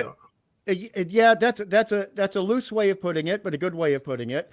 So the thing is, it was implied that Gojira was a gigantic version. They were basically say a hybrid of two dinosaurs, a Stegosaurus and a Tyrannosaurus Rex, but it's still his own thing, and that was probably hibernating but got woken up after the H-bomb tests, specifically the H-bomb, not the atomic bomb per se, but the H-bomb. And that would also imply that the Hiroshima and Nagasaki bombs probably would have made him stir in his nap, shall we say. But the H-bomb is the one that really, really woke him up. And that's why a euphemism for Godzilla sometimes is born of the H-bomb. But that's also true of a lot of superhero and supervillain characters. Exactly. So, yeah, like I said, though, I think you're going to enjoy this. It's like, damn, I want to keep talking, but I really am trying to respect. Is it this Cocaine Bear? Who cares? You spoil it with whatever else. Solo, who cares? Because whatever. Even Marvels, which I kind of enjoyed, was okay, but this is one that I think really they did such a good job. I really don't want to spoil it for people, so I probably have to stop there. But you're answering questions that I had watching the movie and watching what I was involved in. The thing here with the chat we have right now, there are the people who've already seen the film and are adding. I mean, Fanti's doing a fantastic job, words and pictures, and I'm not sucking up to you guys because as Dad Man Walking will tell you, I'm not really capable of sucking up. But you either have seen the film and you know the information, or you haven't seen the 54 film and you're probably never going to because it's of no interest to you as a genre, And I mean, as Words and Pictures put very well, Godzilla was inspired by the American sci-fi monster flick The Beast from 20,000 Fathoms, which was true. And they realized how much it was going to cost to do the stop motion animation, and that's why you have the first great rubber suit monster, giant monster, not the first rubber suit monster, but the first giant monster in cinematic history. And that is also true. I mean, see, these guys, well, I know Fanty's a guy. I'm not sure about Words and Pictures. I don't want to make any assumptions. But yes, the name Gojira is a Japanese version of a portmanteau, which is where you mix two words together to create a new word with a new meaning, like shambolic, which is, believe it or not, stands for shambling symbolism. And so when you hear someone talk about a politician rattling on in a shambolic manner, that's what it means. And the Gojira is a portmanteau, but the and believe it or not, originally they realized they couldn't do it technically to the extent and quality they wanted to. Godzilla was going to be a giant cephalopod. So you got your cephalopods are the octopus, the squid, the cuttlefish, and technically the nautilus. So a tentacled creature, and cephalopod just is it's old Latin for head, or maybe Greek head foot. So Yes. nice one, Words and Pictures. That's nice a nice one. way to put it. Yeah. I don't think he's talking about the belly button either. So, but that's okay. No, that's the way I read it. I'm choosing to read it that way. Yep. But the Phantom Outsider also, it brings up a good point: a force of nature, a counterpoint to the horrors of science man had unleashed on humanity, but was also respected, feared as a mythological presence on the island. They imply that it was going on for decades, possibly even a century or two beforehand. So Godzilla, there's an inconsistency in the first film that I just have to let go of. You know, I just, even as a kid, but as an adult, it becomes more apparent when you're looking at the subtitles. So here's something that's not a spoiler, because it's just going to be an aspect of the new film. Are there subtitles in the film, or is it dubbed? It's subtitled. Mrs. Excellent. warned me. I had to read the whole time. Oh no, you poor dude. But it's okay. But it was actually okay. It was not bad. I could deal with it. Bigger screen, everything else like that. So I wasn't upset by that. Well, Words and Pictures, this may be an appropriate versus inappropriate thing to say to you. Do you prefer the subtitles because you then get to know exactly what the creators and the actors and the directors and the screenwriters intended to be heard? Or do you prefer dubbing where it's interpreted because there's a difference in language? So I'm just curious as to what Words and Pictures, WP, we could say, might, and also Fanty, because Fanty and I love so many of the same things. Okay. Well, we'll leave this question out there. If anybody else has an opinion out in chat, please feel free to throw it in there. We're going to start to wrap up, I think, in the next few minutes. And nearly 2 hours. Tried once, but then hit a second win, because I really, those are questions that kind of hit with me. Yeah, it was a chill stream, and like I said, like everything else, we just start and we go where we go and things like that. Because I'm glad you came on, because these are questions I had with everything. And just so Words and Pictures says Japanese films of the era had great influence on Russian film. I heard earlier that, Russian sci-fi diorama were amazing. Well, let's look at it. By the way, am I still subtitles beeping in and always? Out? Is the audio better now? Because I had to. No. No. You're fine. Yeah, you're fine now. Okay. Yeah, you're fine now. Oh, good. You haven't done that in a long time, but yeah, okay, So just you've got to see it. There's part of the way they presented it, especially in the geopolitical sense. that's got to be there, though. Is probably good. Well, yeah, but I mean, thank you. Did the Thank you, original- WP. Thank you. Did the original one involve the Soviets to any degree? No. Okay, let me stop, because that's what I'm saying. When I say geopolitical, I'm talking about maybe a geopolitical situation that's The military bigger than- fallout of the time. there's just there's a bigger scope out there, and I think it delivers. I think it helps make it a better. I just got I think goosebumps. I think just it got helps the goosebumps. movie deliver too. I With want. it, so I got. Oh boy, now I got to see it. Oh boy. you, yeah, Oh, I was always going to have to see it, but now I yeah. really got to see it. You have got to see this one without a doubt. So Would you consider the Russian accents if you hear the Russians speak? Are the accents relatively accurate? well, they're not Russian accents in the movie itself. Okay. Mm. I need to stop there, but before from what I recall, you just had the Japanese little security force and the little scientists and all that, but they kind of they take a bigger picture of the geopolitical situation at that point, I think, beyond just the Japanese and the U.S. atomic bomb. Well, I know you don't that real. Oh boy, this may end up being one of my top 3 Godzilla movies of all time. Then I think if the problem is you have to wait 18 more days though, but do go see it as soon as you can if you can get opening night tickets. So definitely, Words and Pictures is always subtitles, Phantom also subtitles. So hey, we're all in agreement. I love that. Exactly. Hey, basically, humans in Godzilla movies tell where Godzilla is, where he might strike next, how ineffectual the army is against him. Also, run a panic beat for Squish for not hiding. That pretty much sums it up. Yes. Okay. Well, you will not be disappointed. I'm just going to say. I'm just going to say. I think a lot of y'all are going to be very happy. So, Hey, Shooter's here. Hey, Shooter. Oi, Shooter. Lovely to see you. He says subtitles break his immersion, though. Oh no, Shooter, no. No, I'm glad. We need differing opinions, not argument, but differing opinions. So I'm glad to hear that, but I'm glad to hear other people love the subtitles as well.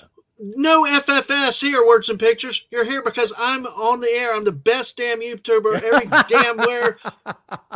They all want to be me. That's why you're here. Well, except the missus is better than me. So how about that different? How about that for attitude? No, you're complimentary. You are both complimentary. No. How about that for an attitude? Frick all the rest. Frick all the rest. I'm the guy everybody should be freaking listening to. Yeah. That's why I don't care if it's 5 o'clock. Hungry Boy's gotten up at 3 a.m. to stream with me just because he can't. That's true. We go have fun. So, but I understand that 1 a.m. got to get up in 5 hours. I have many of those nights myself. So take care. All right. Thank you, WP. Thank you. Exactly. Thanks for being here. Community Save Lives. Well done for sharing love. Absolutely. Words and Pictures. Great point. But yeah, tell all your neighbors. My goal is to get 50 on the chat one day. And we're going to blow up the bigger channels out of the water because we're just damn so special. Well, at some point, just as an idea. Good night, Word and Pictures. Sorry, I just got on a random route. As Shooter coming in, I don't know, with Shooter coming in to be different, and that's good. I love to hear that, and I agree with that immersion standpoint. I bet. Wow. Well, I understand what Shooter's saying because as an illustrator, as you know, I sometimes pay attention to the visual stuff more than other people, and when you're seeing somebody speaking, and the words don't match what the lips are doing, it bothers me. But see, having the subtitles doesn't necessarily hear that because you're kind of translating what they're saying in your head while you're reading a word that is not what their lips are saying at all. Right, exactly. And like you said, they don't hate them, but they require more effort flicking. Yeah, yes, I agree because yes. I agree. And that's why the missus and I disagree on that. I just want to hear it, and because I want the ability to shut my eyes and listen to without having to read it at times if I want to relax. But I will say, at least in this one, with where we sat in the theater, it was not a problem. I mean, you basically you didn't line of sight. We just you didn't have to look up and down and miss stuff. I think with this one. So, but I do understand the point, and I do have my concerns with it. It's not my first off. It was interesting, and there's a goofy Godzilla film which had all the monsters together, and it's where Godzilla is possibly the biggest hero. I'm not sure if Fanti and if WP is staying around for a few more seconds. Yeah, it was oh God, what was it? Oh, sorry, the coffee's not really kicked in yet, believe it or not. But you keep talking for a moment. I got to find the name of this film. Well, hey. Yeah, the missus and I always had that debate about subtitles. Mm. But to me, it depends on the movie. This one, it works because you went into like a Japanese made monster film. When I saw the 400, or was it the 800, the movie about this Sino-Japanese war before World War II officially started, that was all subtitled, and it worked in that case because of the context and stuff. I mean, to me, it keeps the reality in the setting because you're placed in that country, in that environment. It'd be weird having English, So Yes. Well, Yep. there's one movie, I can't believe I can't remember the name because I actually love the movie. I'm trying to look for it right now. Mhm. But Final Wars, Godzilla Final Wars. Mhm. Now that one actually sometimes has characters speaking in Japanese with subtitles, and then when the Americans come in, they're speaking English with no subtitles whatsoever. And I think there was, in fact, two Russian characters who were speaking in Russian, and they had subtitles.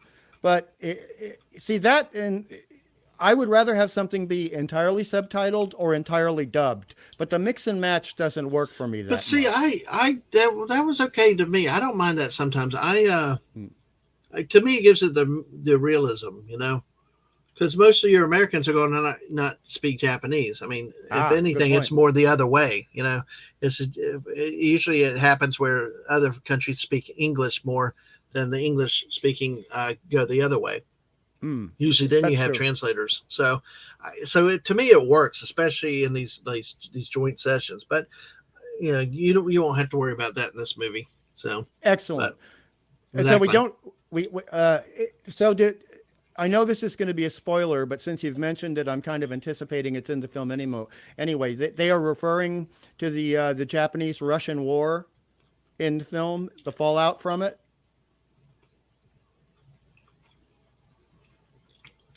No, Okay. but they present the Soviet Union in context of how the U.S.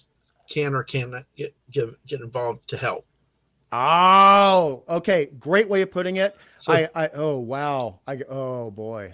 I can tell you a little more, but I'll Mm, do it off stream. But so, folks, I've warned there could be spoilers, and I've tried hard. mm, But my guest asked a question, I'm going to answer it, and mm. but still, you got to fill in the blanks. You got to see it.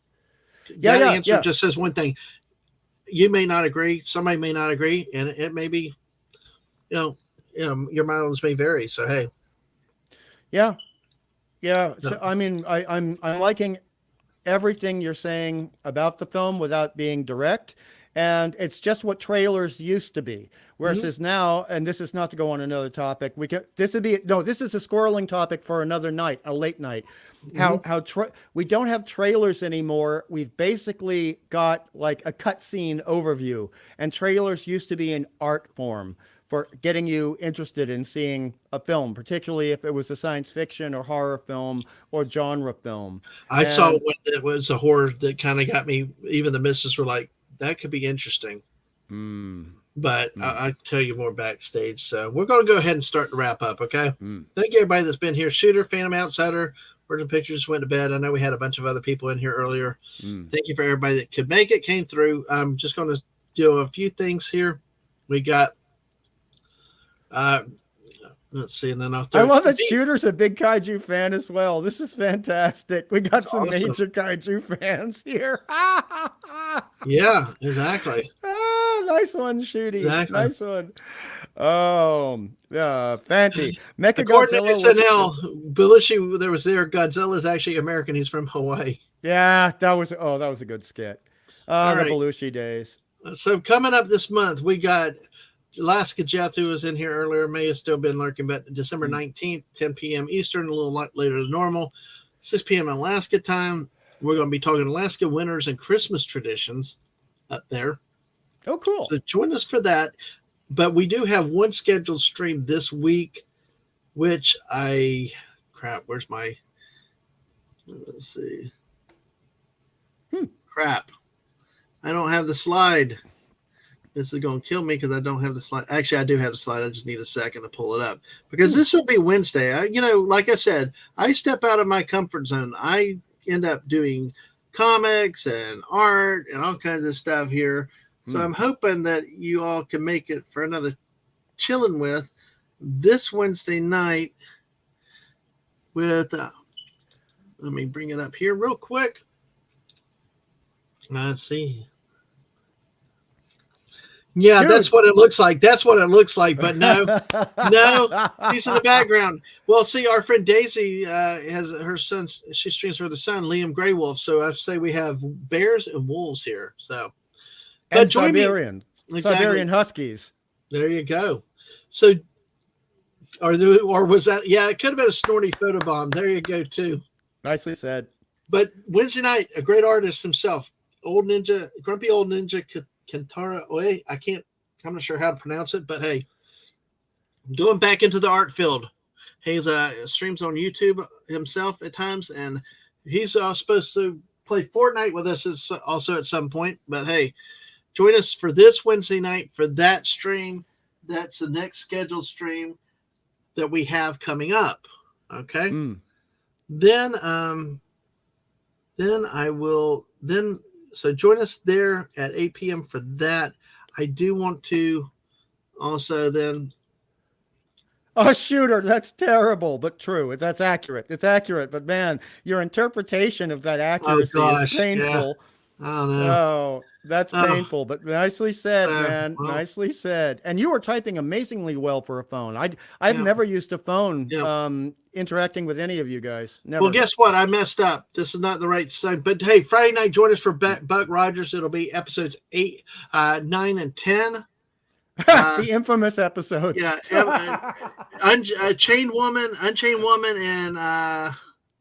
it's episodes 9 and 10. You'll see the tweets. The frame will be out there. But hey, this is again on Wednesday night. Here's what's coming up in the week after, though. Like this month's a lot of impromptu streams and like today and stuff. But this week we'll have some holiday specials this month, starting on the 19th with Alaska Jeff. Alaska Snow and Christmas. That Tuesday, the next night, we got Daisy Blossom and talking Die Hard. Is it a Christmas movie or is it not? Please bring your friends, everybody. Let's have 50 people here that night. It's not a Christmas movie. Well, then come defend it.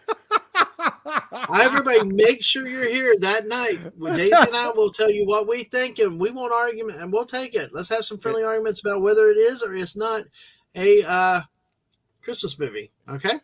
I might have to be in the chat for that one, as I mentioned at Jill's stream, because we got on the topic of Die Hard briefly. The thing is, for me, it's an Alan Rickman movie. That's why I went to see the movie. I loved Alan Rickman, and I just I needed to see him as a villain, because you see great actors get a chance to sink their teeth into a great villain role. You think, I've got to see that, you know? Well, that's kind of like me with the stupid Grandma Tarkin.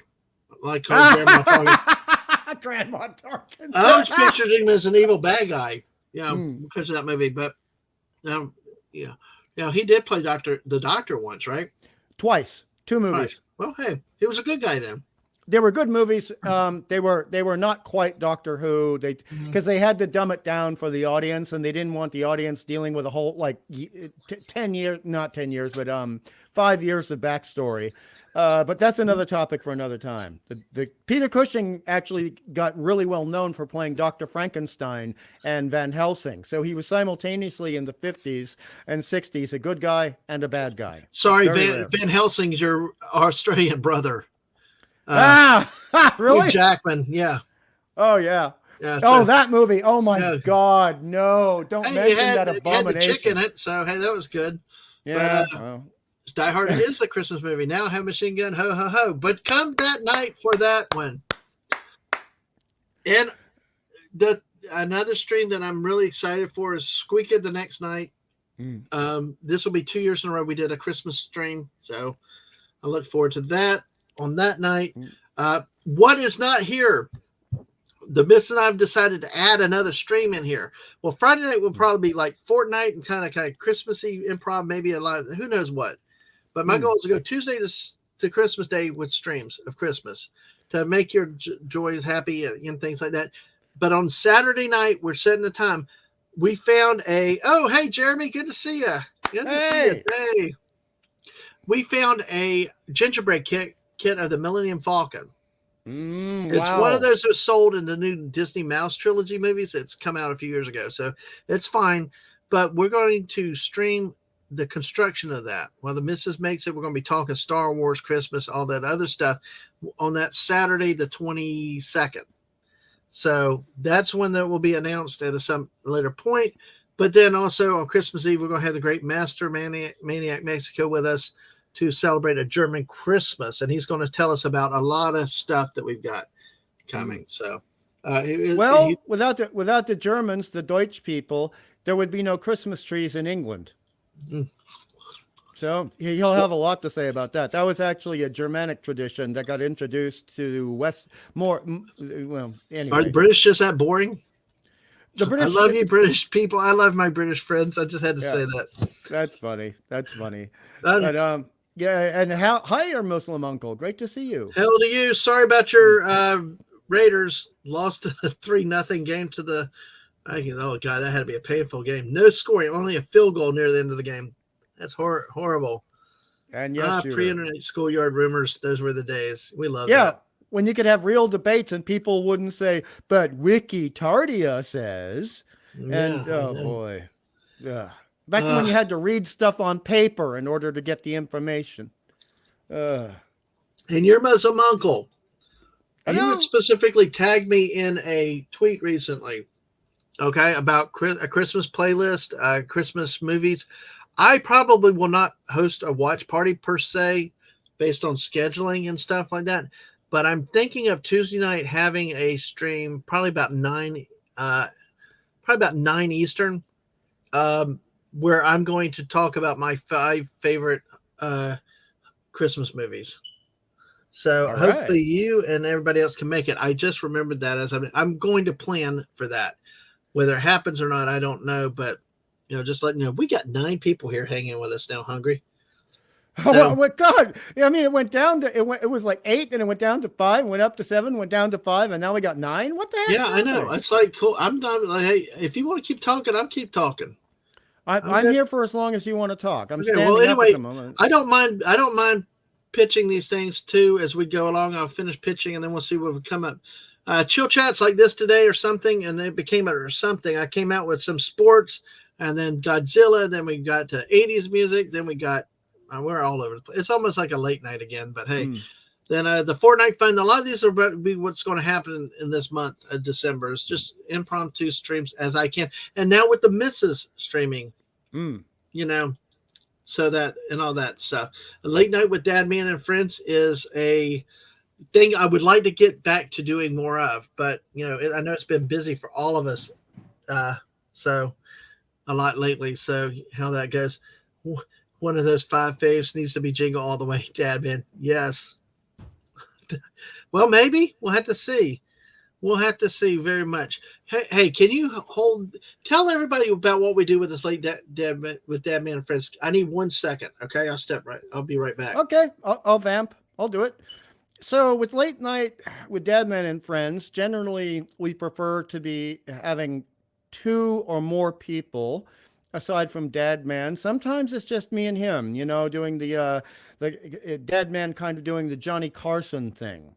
So it is very much like Late Night with Letterman or The Late Show with Johnny Carson. And we will do squirreling. And this was a term that came up because, a squirrel chasing nuts. And sometimes just, you got 1 nut, you put it in your squirrel pouch in your mouth, and you're enjoying that. You see another nut. Hey, let's go for that nut. You squirrel it.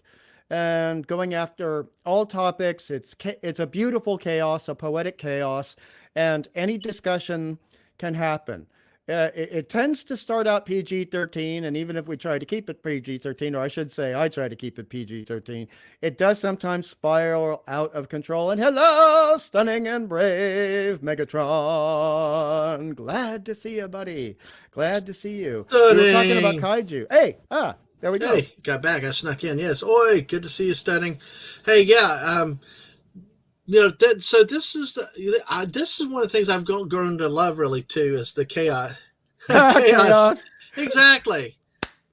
We did it one the Nice other night. television reference. Nice Yeah. television reference there, Shooter. Nice. One of the greatest theme songs and intros of television history too. Oh, Shooter, I'm giving you your kaiju name. You are now Shutamonga, which is actually based off one of my favorite kaiju, Kumonga. That's the giant spider, by the way, in the Japanese ones. But so you are Shutamonga, and which also sounds like Scaramanga from Man with the Golden Spiders? Gun. What does it have to be spiders? I love spiders. I hate spiders. Yeah. You're like Squeaka with the spiders, I know she had to leave earlier, but it's like, like, damn, get you and Squeaka together with spiders. But hey, speaking of great loveliness and beauty and wonderful people that got such praise earlier, this is a lady that is now celebrating 100 subscribers on YouTube and at least 60 on Twitch, which I think grew tonight. It's a great Mrs. Dadman Walking. Hello, hello. How are you? Yay, Mrs. Hi. Now I'm very happy. Hello. See, I figured because what I wanted to do, and I know she was busy, but because she's got a lot to do, but I wanted her. I put your links out. I told everybody in the early part of the show, but we got like 8 or 9 people with us now, and a new group of people. But tell us about what's happening with you today, tomorrow. Well, I got a little slide to show if I can present it. So it's I'm going to be there. Sorry. Tomorrow I'm going to be doing my 100 YouTube sub and my 60 Twitch sub celebration stream, and I'm going to build. Whoops, I'll do it. I'm going to build this. Sorry. I'm going to build this tomorrow at noon tomorrow. I'm going to zoom in a little bit so you can see Eastern time. Yes. I'm going to do, if you can see, there's the dragon, and it's a dragon and it's a phoenix art piece. That's It does pure say- kaiju. That's pure kaiju right there. It does say it's 18 plus, so it'll be very interesting. I love the book. I love the book that it's in. It looks very Lego-ish, their direction book, so it's going to not be vague at all. So I'm really looking forward to doing it. I'm going to start it tomorrow. If it gets too much, I'll move it. I'll continue it on Thursday. I'm hoping to get it done. We'll see. And also on Tuesday at 5 p.m., I have been invited to go over to Ramblin' Connects channel to talk about being a new streamer and what it's like and stuff like that. So I'm really excited. I'm like actually been invited to my first show, first interview-ish kind of thing. So I'm excited about this. So those two things. And if you don't support Ramblin' Connect, go over there and support him. He does karaoke, which Dadman goes to and loves. He has such a good time, and they all have a good time over there. He does Minecraft and Fortnite and the occasional Axis and Allies games with Dadman. Yeah, so it's been a blast. There. Yeah. Hey, but it's also through that karaoke, I'm converting Hungry Boy to Duran Duran fan one song at a time. Dude, I knew that was going to bloody happen after you made the Fifth Element thing happen. I just realized that. Oh, he's evil. Yeah. He's evil, I tell you. Well, Hungry, we did, Deadman did tell you we went and saw the new Godzilla movie, yes. And how do you say Godzilla? Gojira. You got it perfectly right there. Gojira. Yes. I really enjoyed it. I know we're not going to, I'm just going to say I really enjoyed it. And I don't know a lot about him, so I think anybody would enjoy it. I really do. It was just a well-made movie. See, that's very interesting because I would have actually, there were 2 things I got wrong about you today. This is the second one. Mm-hmm. But I would have pegged you as, because we are very close in age, as a kaiju fan. I would have thought you were one of those rare girls who liked the giant monster movies from Japan when you were a kid. Well, the thing is that I didn't hate them. Oh, okay, got it. I just didn't. You didn't get All of them a into lot. them. Yes, Right. yes. I didn't hate them. If they were on TV, I watched them. But it wasn't like, oh, I have to go get, Mm. VHS copies of everything. I wasn't, Mm. like that. But yeah, I enjoyed them. I liked them. But yeah, I don't know a lot of the lore about them. Right. And Well, even though not, it'd be interesting sometime to talk to you about the lore. But like I said, I thought it was a good movie. It had a good story. It just had a good story, and well, it's interesting you mentioned that because the lore of Godzilla gets built upon, but it doesn't really, as much as the Marvel stuff, get self-contradicted, which happens in a lot of franchises. And I don't even like the word franchise. I prefer the term series, right? The Godzilla series. But the aspect of Godzilla I really like is there is, and I think Shooter and Fanti will agree, there's an internal consistency to the storyline from 1954 onward. If we leave out the giant iguana tuna eater from 1998. Why do you not like Matthew Broderick so much? No, I love Matthew babies. Broderick. I hate the movie. I like Matthew Broderick a lot. it just reproduced in Madison Square Garden. You're trying to future Knicks players. If they had just called the monster a different name, it would have been fine. And that's what people have been saying since 1998. But the thing that I love about what the missus is saying is that she's coming into it from a fresh perspective, relatively speaking. Yeah. And if she likes the movie, that's a very good barometer of how good the movie is, because she also likes a lot of Asian films and spooky films. It was thank you. It just was a good story. It was a good story, and it had layers, and the acting in it was friggin' amazing. The lead actor just blew my socks away. I mean, his PTSD and his fear. I mean, when he got in that plane, every time he got in that plane, you could just see it. And it. Amazing. All the acting. I don't have a complaint about any of them. Even the little kid, I thought they just did so well. I told Hungry it's the first time in a long time that a monster movie we didn't want the monsters to eat the humans. Oh, we actually cared about the humans. Sweet. Usually I watch them. To be honest, in the first film in 1954, that is the way you feel when you see it. And have you ever seen the Japanese version in 1954, Mrs.? Did you? I might have, but it's been forever. Well, if it has Perry Mason, otherwise known as Raymond Burr, in it, that's the American version, not the Japanese. So the Japanese version is significantly different because it has scenes that were cut out for the American audience, and some were rewritten as well. But the aspect of that one for me and my family, and I introduced it to my mom when I was in my 20s, and I think she was in her late 50s, and she said, I never realized what a beautiful film the original was.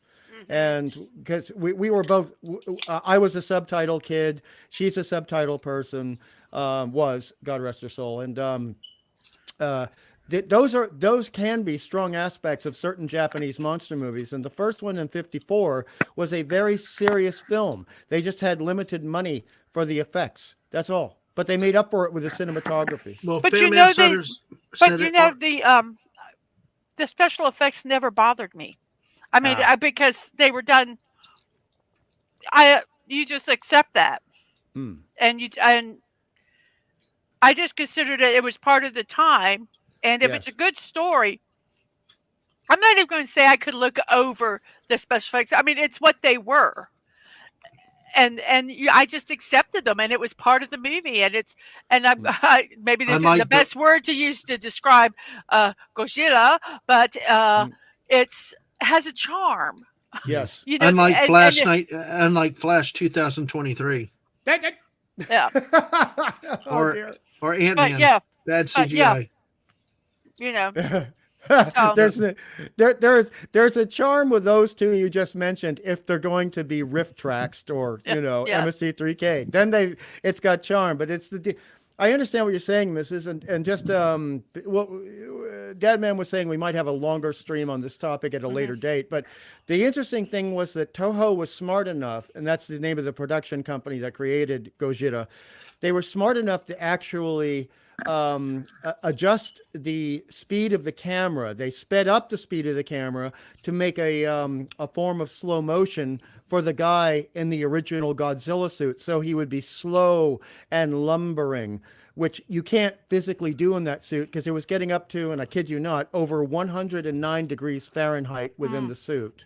Wow. And they'd have to often take breaks they didn't anticipate when making the film because he couldn't breathe. There were almost no air holes in the suit. And it was made of mostly hard rubber. They had not invented the softer version of latex rubber that we have now.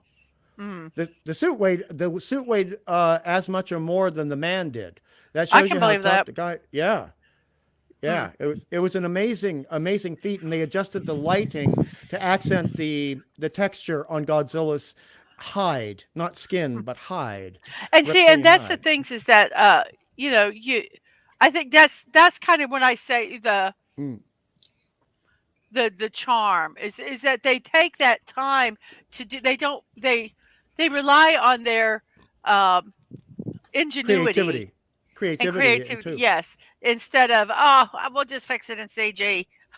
We'll fix it in post. Yeah, God, I hate that term.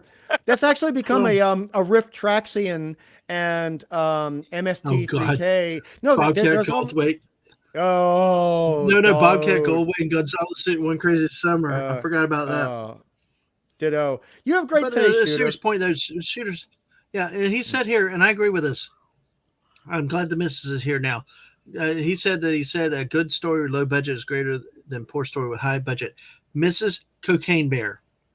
I agree. Oh God. Had a low budget, but Hungry. I cannot. You laugh, but it had a plot. It had very decent CGI for the budget it had, and it had character development. It was overly graphic, but it was cartoony, overly graphic. It wasn't just gratuitous. But like she said, overall, the characters, you met with the characters, you emoted with the characters. You actually cared about the characters in that movie. But it's another case of a low budget. I think. I do have one question about this movie, and it might be in all of them. Like I say, I don't remember. And obviously, he's going after Tokyo. But why does he have that obsession?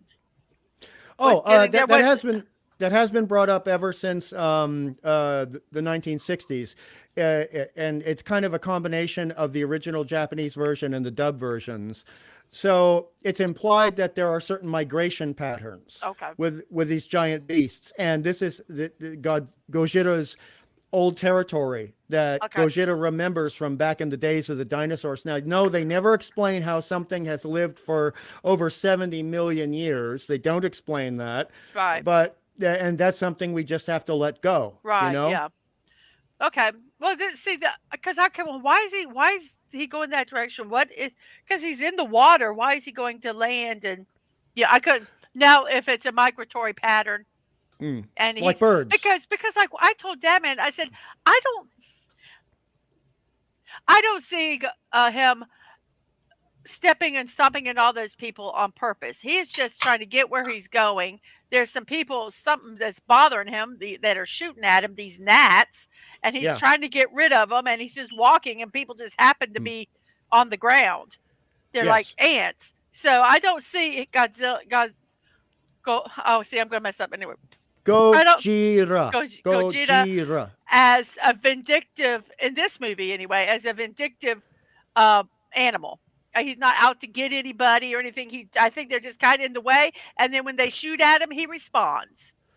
That's a very accurate way of putting it, because there are some animals that have temperaments just like, and you guys know this with dogs and cats.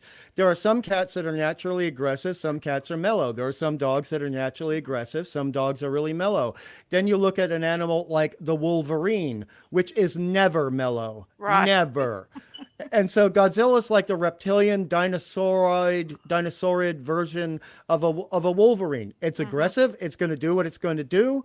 And if you get in the way, that's your dumbass fault. Right. I did think of the people standing there going, "Oh, is it dead?" No, I'd still be running with the hopes that it's stunned, that even if it's not dead, it's stunned enough I can get ahead. Well, to be fair, Mrs., you're making a very accurate point. It sounds like a joke, and I'm getting goosebumps from how funny it is, actually. But the thing is, when 90% of the people or more are just running, they're like, "Hell, I'm out of here. Bye-bye." And there's always going to be the dumbasses in the crowd. You guys know this. Hey, I need to take a point of personal privilege, Mrs. We got our friend over here, Great Masters, who's Rolo. Fortnite is installed in our hands. Well, hands of a pink banana. That is a career. We can't do it tonight. I know we got stuff to do. Let me send you an email after. Let me check with the missus and see what we may be able to do as soon as you want to. Maybe tomorrow or Tuesday night. But I've got to talk. You don't make any promises. No, we're not. No, for we a while. Talk. You two can, and I'm fine with that. Well, no, I've got a lot of stuff I got to get done. Yeah.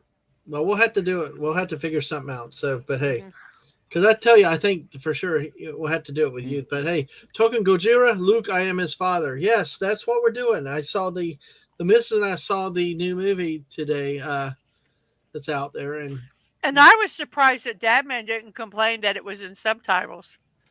he was talking about that earlier, Mrs., and he was talking about how this was one of the moments where you and he could agree about the subtitles are okay, no problem.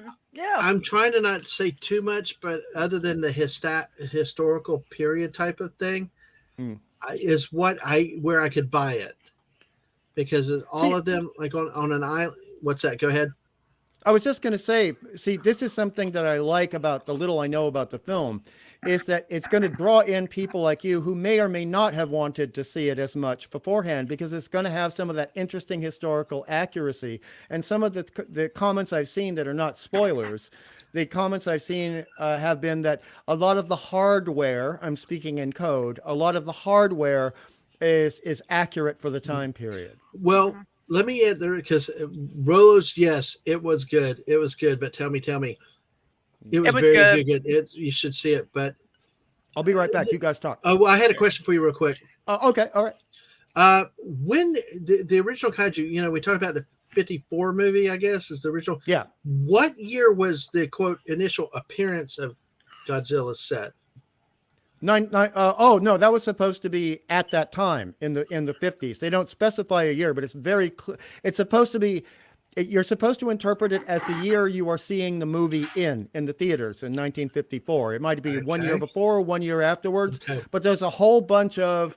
Again, you were asking about politics. There's a lot of undercurrent about how Tokyo and Japan is recovering after those two big booms hit them in 1945. I'm speaking in code, but you know what I mean. Yes, exactly. Well, and also how you again, you have to understand that we knew this more in Australia because we were facing the Japanese more than the big bad Berlin jackbooters, and that's my code for them. Right.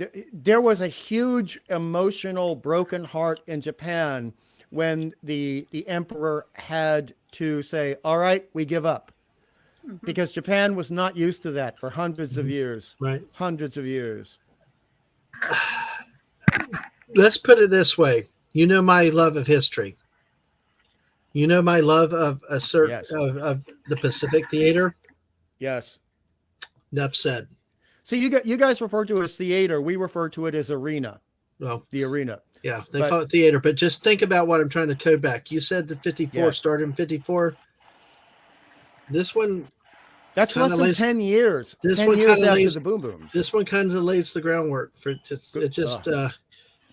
It's interesting what they did. I think that's why I really liked and made connection with it. So, but hey, all right. But so Rose, definitely go watch it and go see it. Do you need to step away a second, Hungry? Just for a moment, but before I do, because I'll tell you the reason. I need another coffee. I had 2 coffees before I came on today, and that's why I sound fresh, Rolos. But I'll be back. All right, Mrs. If you need to go, you know, thank you for chopping on. I wanted you to be sure to say hi and to talk about your big event tomorrow yourself. Oh, thank you so much for that. Yes, I'm really looking forward to the build. I'm trying to actually get a lot of my birthdays morning stuff done for 2 or 3 days. So um, I'm working on that frantically. So hopefully I will Mm-hmm. get that done. The hardest part is finding the birthdays. And I think I found some really fun birthdays for the next few Yeah, days. yeah. So Well, cool. Well, and like I said, we'll talk about the other with Rolos and Fortnite hopefully yes, soon. So yeah. yes. Well, okay, Mrs. Well, thank you. I mean, you're welcome to stay on if you'd like. If you need to go to work, then I I think we're probably just need to going. go and work. Yeah, we're going to wrap up anyway in a second. Mm. We've And thank you for thank you, Hungry, for answering that one question because that's really the one thing I said to Dad Man is what did Tokyo ever do to Gojira? What did he do? They're just there mhm. because there never was any indication that that they No, I understand why you're asking that, and it makes perfect sense because you look at the fact that Godzilla is just going in a certain direction. He mm-hmm, doesn't turn left, he doesn't turn right, and the right only things he reacts to are things that attack him or buildings in his way. right right And if you're looking at the fact that it's a migration pattern, there are, and I don't know if you probably would know about this living in Florida, but one of the main reasons that sharks move to different areas, and some sharks will travel over 1,000 miles, is for the mating season. mm-hmm. And when animals get into what you guys know this word, rutting, when they get Yep, into the rutting moment, they're a they little get really moody. aggressive. They're a Yeah, a little little moody, moody. aren't they? Yeah, They get just a a little little. moody there. So It's yeah, what we Just a used to little. call, for our species, they used to refer to it as blue balls. And that can make yes, make yes, someone really cranky. yes. Mhm. Yeah, absolutely. So All okay, right. well, thank you very much. I'm going to say goodbye. I'm waving to you through my TV, I'm um, waving back. Exactly. and I hope to see you guys tomorrow morning at 9 a.m. for my morning musings. If you can't make it then, I am going to be streaming also at noon. My build. I've reset my room and my monitor, so it should be easier now for me to do than the last one, and I'm really excited about it. And the manual has over 100 pages, Yeah. Oh, that's a good manual. so it's a good manual. It's a I good want to manual. apologize for not being there often, but you have to understand when you do Oh, your morning, it's 1 a.m. for me and oh, I Shooter, and understand. then it's 8 for the when the build starts. It's I good. understand. I understand totally. I tried to, you know, I'm trying to find out when's the best time to do things. Yeah. But doing a 9 a.m. show, doing the streams late at night, or Mm, unless I say, okay, we're doing 2 hours and that's it, I can't do them I because understand. I get exhausted. So I'm working on it and we'll No, get you there you because should. I do want to do some night streams, but I think they're going to be where I basically say, okay, we're going to do it's going to be a two-parter, a Monday and a Thursday, and I'm going to do them at 8 o'clock or whatever, and or five, whatever time, and then we're going to do 3 hours, and then that's it, But and then you're already past 100, and you're very new at the moment. And to mhm. get to this amount of success at this stage, I think if it ain't broke, don't fix it. You have to do the timing for what works for the bulk of your Right, audience, right. not the 5% of the audience. My Well, I would apologies, like to but every once in a while, maybe once a month, do a mm, later stream for, you know, the other mm, side of the world. mm. Because like I Mm. said, there's some people there's a few that are on the other side of the world. Wrong Yeah. You know, movie. That's Ghostbusters. Nice one, Shooter. Shoot a manga. Shoot a manga. okay, Yeah. that's funny. And I I'm okay. glad somebody got the Actually, joke. at this point, Mrs., you might as well stay with us, and I'll Uh, go ahead and say goodnight if we're okay. done. If you're done with the question, Yeah, were you yeah, done? yeah. Okay, everybody, make sure to follow her on Twitch, subscribe to her too. You've seen my links too. We're gonna go ahead and wrap up now. Remember, tomorrow it's 9 o'clock for her morning muses, and at noon for the build for the 100 subscriber celebration, and 60 on YouTube, on Twitch.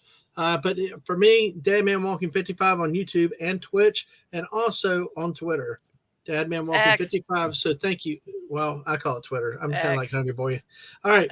On that note, that's the thing that's there. So make sure you get there. Everybody, y'all have a great evening, and take care, and see you over at Mark D with a C in about an hour and a half. All right. When we will see you next time. Bye, all.